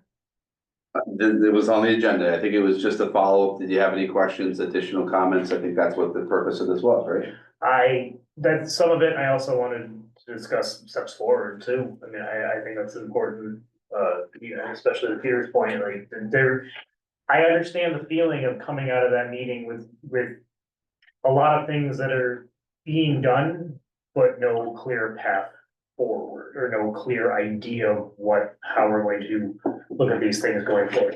There's a couple reasons I just wanted to touch back on this one. First of all, thank you for putting that on, getting all the data. I think what's important, and I say this because I want the well-rounded decision. I don't want one piece of data, spiking a 15-minute conversation, which is what all the SBAC scores did. And I understand that they are just a point in time. So what I think would be helpful is if we had in our monthly meetings, if we had just a day-to-day update on the performance of the students in the schools, just with their day-to-day work, not with testing, what do their numbers look like? Do we have, a lot of 4s, a lot of 3s, a lot of 2s or 1s, do we have, I don't know when that changes to A's through Fs, you know what I mean? 6? I think so, is that right? My daughter's still getting numbers, so I'm not Yeah. sure. I'm not sure we know know better, so you know. Yeah. Well, you know what I mean, where that Yeah, way, of course, so yeah. when That is for people in the community are looking at raw test scores, we have something to look at and say, yes, that is one thing, the test scores aren't great, but here's what they're doing day to day, and it's not as gloomy of a picture as what the test represents. And I think that's important, because I think there's a lot of people in town who are judging a lot of our students on this one area, and I don't think that's fair. It's on your. The other thing is, I was thinking about this, and I noticed that when they were talking about SBAC scores and preparing the kids for the actual test and all that kind of stuff, there seemed to be kind of this, I think apathy is the best word towards that test. And later on in the presentation, when they talked about implementing CKLA and how the teachers were excited for it, and then that fed down to the students, it made me think, is the apathy for this SBAC test feeding down to the students as well, where they're not considering it to be important, and maybe that contributes to some of the scores being as low as they are? Because, I mean, if you have a specific category for kids who are just trying to rush through it, to me, part of that can be attributed to maybe they just don't feel like it's important. Maybe they're getting the impression that, you know, this is something that we have to do, it's state mandated, it's not great. I mean, obviously, teachers aren't telling the kids this, but maybe they're getting that sense because that seems to be the feeling about that one particular test. And just something to look at, because if the kids can feed off the excitement from the teachers, from a new curriculum, they feed off the negative energy as well. And I'd like to know what the board feels would be an appropriate measure and an appropriate time to measure. Where we have points to say, okay, we talked about this in November, we're gonna look back at it in more, you know, I'd like to look at the day-to-days every month, but we're gonna look back at it in more detail in March or April. And do a bit of comparison. Okay, is there any improvement? Is there any more falling behind? Then we look at it back maybe at the end of the year or into September. We get those. I'd like to see points where we can look at everything as well-rounded too. Again, not just one thing. Where we can all look at it and be able to point to progress or be able to point to improvement. Well, report cards are a natural kind of time frame. I don't know how easily that data is gatherable, but I'm willing to volunteer my fifth report card. No, I think your point is report card time comes, how many A's, how many B's, how many C's, how many D's, how many F's, how many ones, twos. It gives you a distribution to see how kids are doing on curriculum-based work, not SBAC. It gives you a different thing. I think you can take, I think there's different assessments you can do. I'm not sure about every board meeting, to be honest with you, Arthur. But I think there's definitely checkpoints, and I said it last time, I think you could put weight in dibbles. Because you can look at dibbles at the start of the year, and you can look at dibbles in the middle of the year, and you can look at dibbles at the end of the year. You can see some of those checkpoints to see where kids are coming in and where they're coming out. You know, we can do checkpoints of intervention. Hey, at the start of the year, we have 32 kids in intervention. At the middle of the year, we have 37. At the end of the year, we're back to 32. Like whatever it is, we can share those points. I think when we do this, sometimes we do it automatically. The kids did it a little bit for us today. Like they gave us a celebration of sports today, right? They gave us that's data. We could share those things. I think I've shared the number of kids that we had clubs. I could probably build a calendar for checkpoints just to say, hey, just like we do for our agendas. We have our agenda calendar that we look at, and you know, where things fall. We could build that easily. I don't know all the CKLA stuff, but we could build that in. Here's, you know, what does that look like? And it's big picture. It's not like there are 4 kids, you know what I mean? It's big picture where we're getting down to, you know, what's it look like for growth and how students are performing. I support the fact that looking at just one score is unfair. So my goal in this is trying to balance out that score and say, you know, is it truly that 36% of kids aren't, you know, are meeting grade level? Is that really true? Or is it just, it's on this piece of data, but on this piece of data, it's 70 or it's 80. So, you know, there's many things to factor in there. And I don't feel it's fair to look at one piece of data, but we need those other pieces in order to make the assessment. There's so much, so I'm just trying to figure out like what assessment measure or tool would make the most sense. And now I'm thinking maybe focusing on literacy or math one at a time might make it a little bit easier to manage. Are we using dibbles up through 8th grade? It doesn't go that high, does it? They're using the comprehension portion, so the needs. Okay. And that you're doing 3 times a year benchmark, right? Without getting into the weeds here, I probably could build this calendar for you and share it with you. to see what it looks like and just to build a calendar. Because I can say one assessment, but like we talked about this last time, there's like 5 or 6 measures for every grade level for Dibbles at different checkpoints. And then you get to 5th or 6th grade and you get one measure. So maybe that you need to report something else. Like I can lay out a good picture on a calendar for what we could look at. Just like I'm kind of doing for discipline now, what referrals are coming in. And give you a sense of like, oh, you're gonna look at it and go, we don't see any social studies data in there, why is that? Or, wow, there's a lot of science data, do we really need all of those things? We can try and weigh that.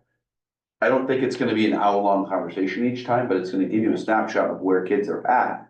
And as, you know, some of it's predictor, some of it's just general growth, depending on the content area. Is there a way to, kind of look at report cards that way? Yeah, that's what I'm If saying. you just did like LA and math. I can pull all the How report many cards. 4s, how many 3s, Yeah. how many 2s? And by content area, I can, you know, we can do it a lot of different ways. It's just a matter of what's meaningful for the board, right? That's important. And meaningful for the community, because what's the point of it if you're just, you know, it's gonna be a waste of time. But I think we can definitely pull, for me, I didn't say it, but attendance on a monthly basis now is something that I wanna see.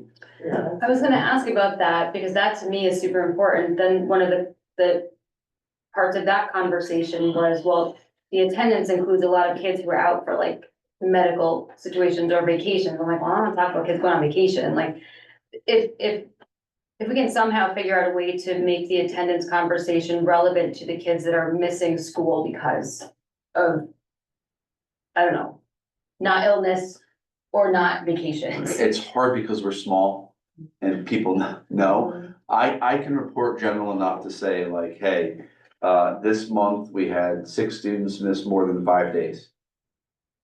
I have to be cautious that I'm not giving away information about that's identifiable for families. Even though sometimes I'd like to. I can't do that. I gotta be very cautious about it, because it's the student's record. How many were in Disney World? I have to be, you can look at Facebook and see their pictures and know where they were. Love the Big E time of the year, we can see those, right? Those are things that I can report out in general enough. When I start talking about a smaller percentage, these are the kids that are in intervention, and this is the number of days, we're getting pretty small. I can look at that internally. I worry a little bit about reporting on some of that really specific data. Those are the asterisks that are in your ed site reports, because the data group is so small. If we were really big, we could do that. I worry about, we're talking about 5 kids at the grade level and people know who they are. I don't wanna spend one more second talking about that, so. Okay, so you wanted to. I can easily do that for your December calendar. I easily, because we've talked about this already, that we have our, you know, what we're talking about for assessments. Our 2 coaches for ELA and math, we invite them to our admin meetings on occasion to talk about these types of things. So we've already had some of these conversations. I can take the calendar and just build it in and see what it looks like. I don't think it would be rocket science. I think it could also be a work in progress too, because we Oh, can it's also look flexible. at it and just be like, hey, we don't need this, I don't Right. think this is relevant, but can we add this kind of Yeah, thing? it's meant to be flexible. And I want to comment on the, what you said, Arthur, about the feeling you got when the administrators were speaking about the assessment. I wouldn't say that it's apathy. I know that they do special things in the schools when that time of year comes around, like special snacks and whatever. It's pep rally, I think, at one point, or something, signs, I don't know, to get the kids excited about it, and they want them to do their best. It's probably what you're feeling is frustration, because as an educator, you want assessments that give you data effectively, quickly, accurately, because you're gonna use that to change your instruction. What they do on here, there's so many things that could go awry. Like, I'm not testing a kid on how well they can use a mouse on a computer. That's not giving, you know what I mean? Things like that get in the way. So it's probably more frustration because the state says we have to do it. So we do, but it takes up a ton of time that we could be using for instruction. And we could probably do something quicker Like Dibbles is it has various parts to it, but it's fast, and that's one of the reasons why I personally like that assessment tool, because it's quick. And right away, I know what my child needs help with. Is it letter name fluency? Is it making the sounds? Like I can see right then and there where that kid's problem is, and I can address it immediately. And that's not what happens here. Partially because the scores come out 10 gajillion years later, you know? And I don't, today. yeah, same. I got mine who's in high school today. Yeah, it doesn't give, I'll speak for myself, as a classroom educator, this sort of assessment does not give me what I need to make immediate action in my classroom. And that's probably what the feeling was that you were getting. It's a tool we have to do, and it doesn't give them as much as other things do. No, I get it. I'm just saying if they're gonna feed off one energy, they're gonna feed off the other one too. So that frustration might feed through. Yeah. But even when my daughter was petrified of the CMTs, which was the old version of this. And because she was worried about what was it gonna do for her. And then when she found out it wasn't, and now I talked to her, she's 22, and she's like, if I only known then, it really doesn't have any impact on them. Whereas in the conversation last week, they're talking about PSATs and SATs. That is real. That is like going towards their future. CMTs for a lot of kids is a week of stress, or, you know, they get tired. There's a lot of pieces that go into it because there's stress with the teachers too, because it's different. It's a different kind of schedule. Takes up classroom time, and then you have those kids who will be done in 10 minutes, no matter what you do. They will be done in 10 minutes, and then there's someone else who's gonna put the effort in. Because that's the kind of it's a personality thing, like you're gonna do it because you're so supposed to, or you're not gonna do it because it doesn't matter, and you're just gonna go click, click, click, click, click. And that impacts things, and then you have those kids who could bring our scores up, for example, because their families say they're not gonna take it. So it's not a fair test in so many ways. Well, that's also why I'm asking for. There's data. information, yeah. All right. So December, you think you can have I can something do pulled that, together for that? Okay, sounds good. Okay, 10C is about the new policy regarding cell phones, et cetera. Are we finally voting on it? Oh, wow. It's eligible to be voted on. All right. I move that we approve policy 5131.81 cellular phones / electronic communication devices. Is that enough information? I think Arthur's gonna give you a friendly. I'm trying to remember where we sat because we have an existing 513181. Add a letter for me. Yeah, because we have an Oh, add a existing letter? 513181. Make it up. Okay. Yeah. Or give me a number. Either way, but As written, and you were gonna add a letter at the end, A, B, C, because there is no A policy right now.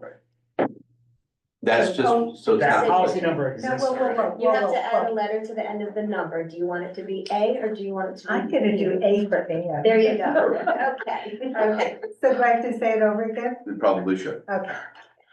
I move that we approve policy 5131.81A, cellular phones / electronic communication devices. Second. Just so everybody knows, now there's an A in front. That's the only thing that's changed. It's the same exact policy. We just put an A in front. So at the end, I should say. I'm trying to remember our last policy meeting, and I apologize. Did we opt to not do anything for the existing policy yet? We haven't decided yet. Okay, we didn't decide. Yeah, we haven't decided yet. Okay. We're gonna take The shipment. yes. Okay. See if we want to blend. That's right, okay. It just allows, so everybody knows why we did the A.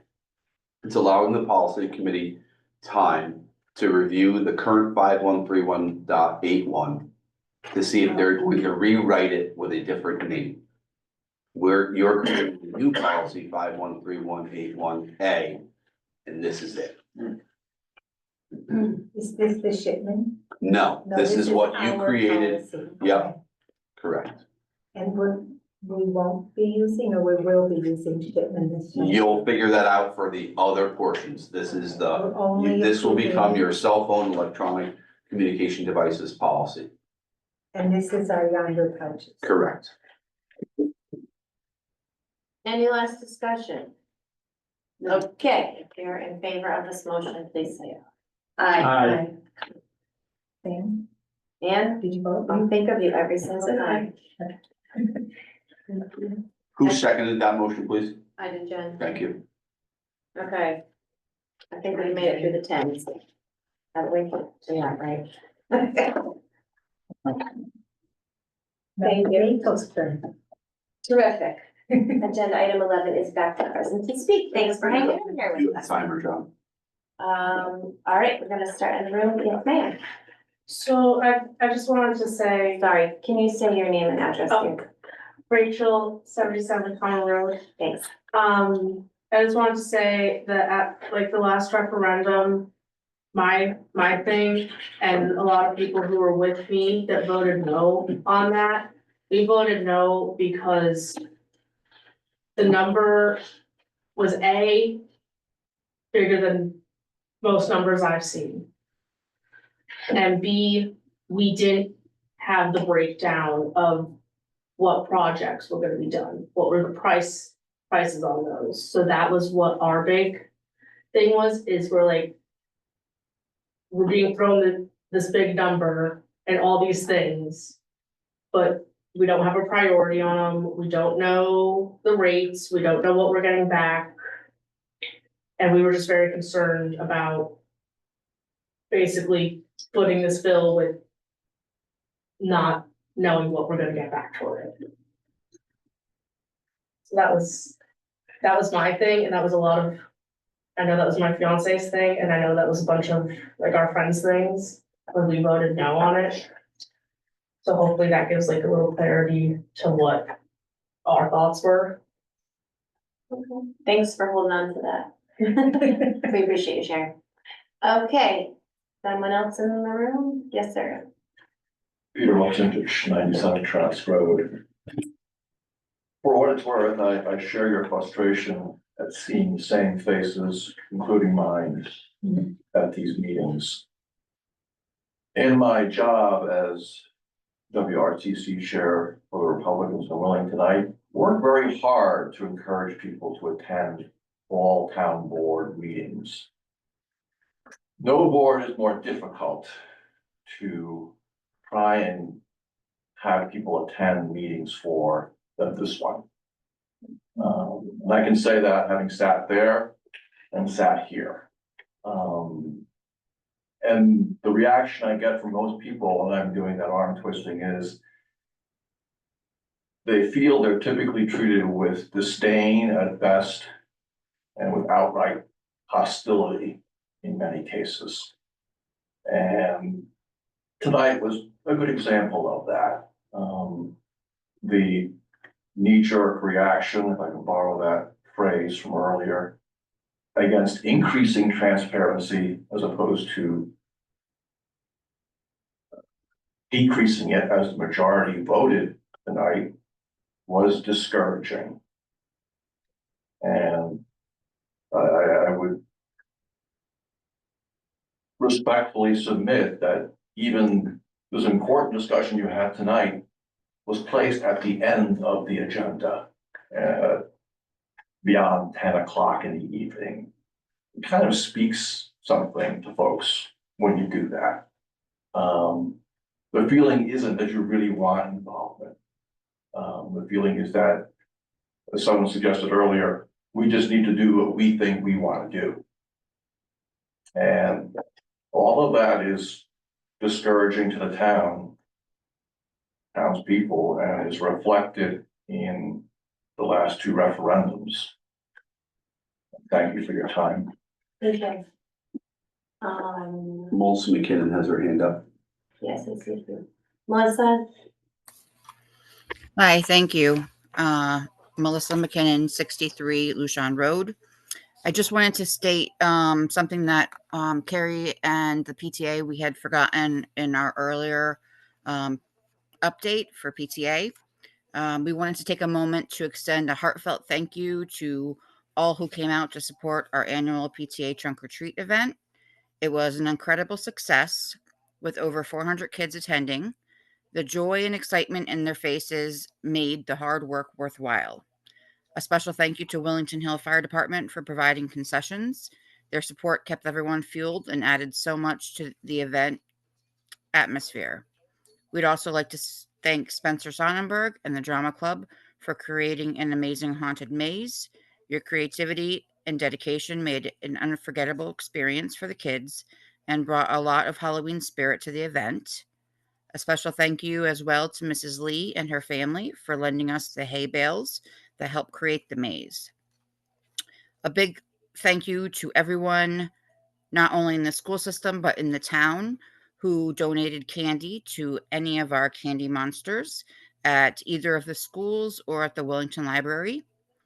Your generosity helped us create a fun and memorable night for all the kids in the community.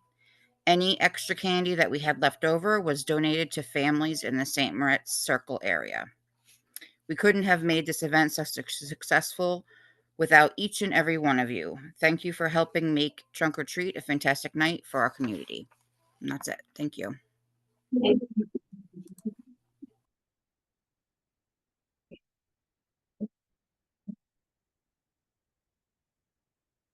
No other hands up. There you go. JC has her hand up. All right, JC. Good evening. It's Jan Castle. I came in late to the meeting, but I just wanted to say how impressed I was with how thoughtful your discussions were for everything I heard. So I know it takes a lot of time and you guys are there late. And I just wanted to say I thank you for your time and effort and thoughtful consideration of everything you're talking about. So thanks. Thanks, Jan.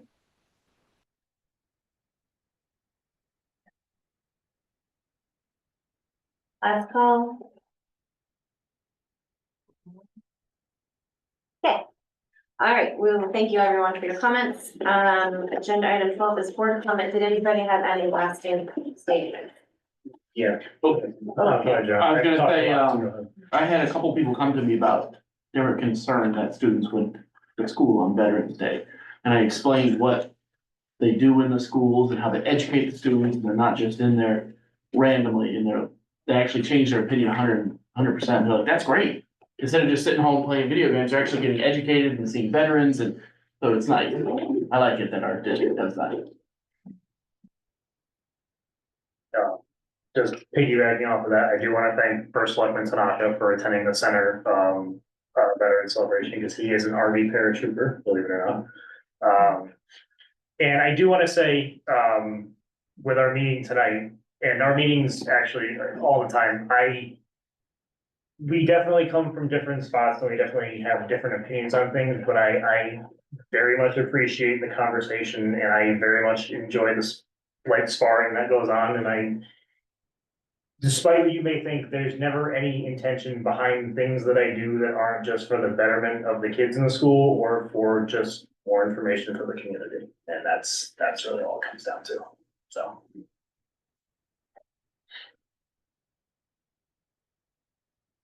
We're all saying. Yeah, we're all tired. Okay, we would be talking in our Twitter. I know. Okay, yeah, thank you everyone for participating. We need a motion for. Second. Everybody. John. Adjourned at 10:38 PM. Is that a record? I don't think.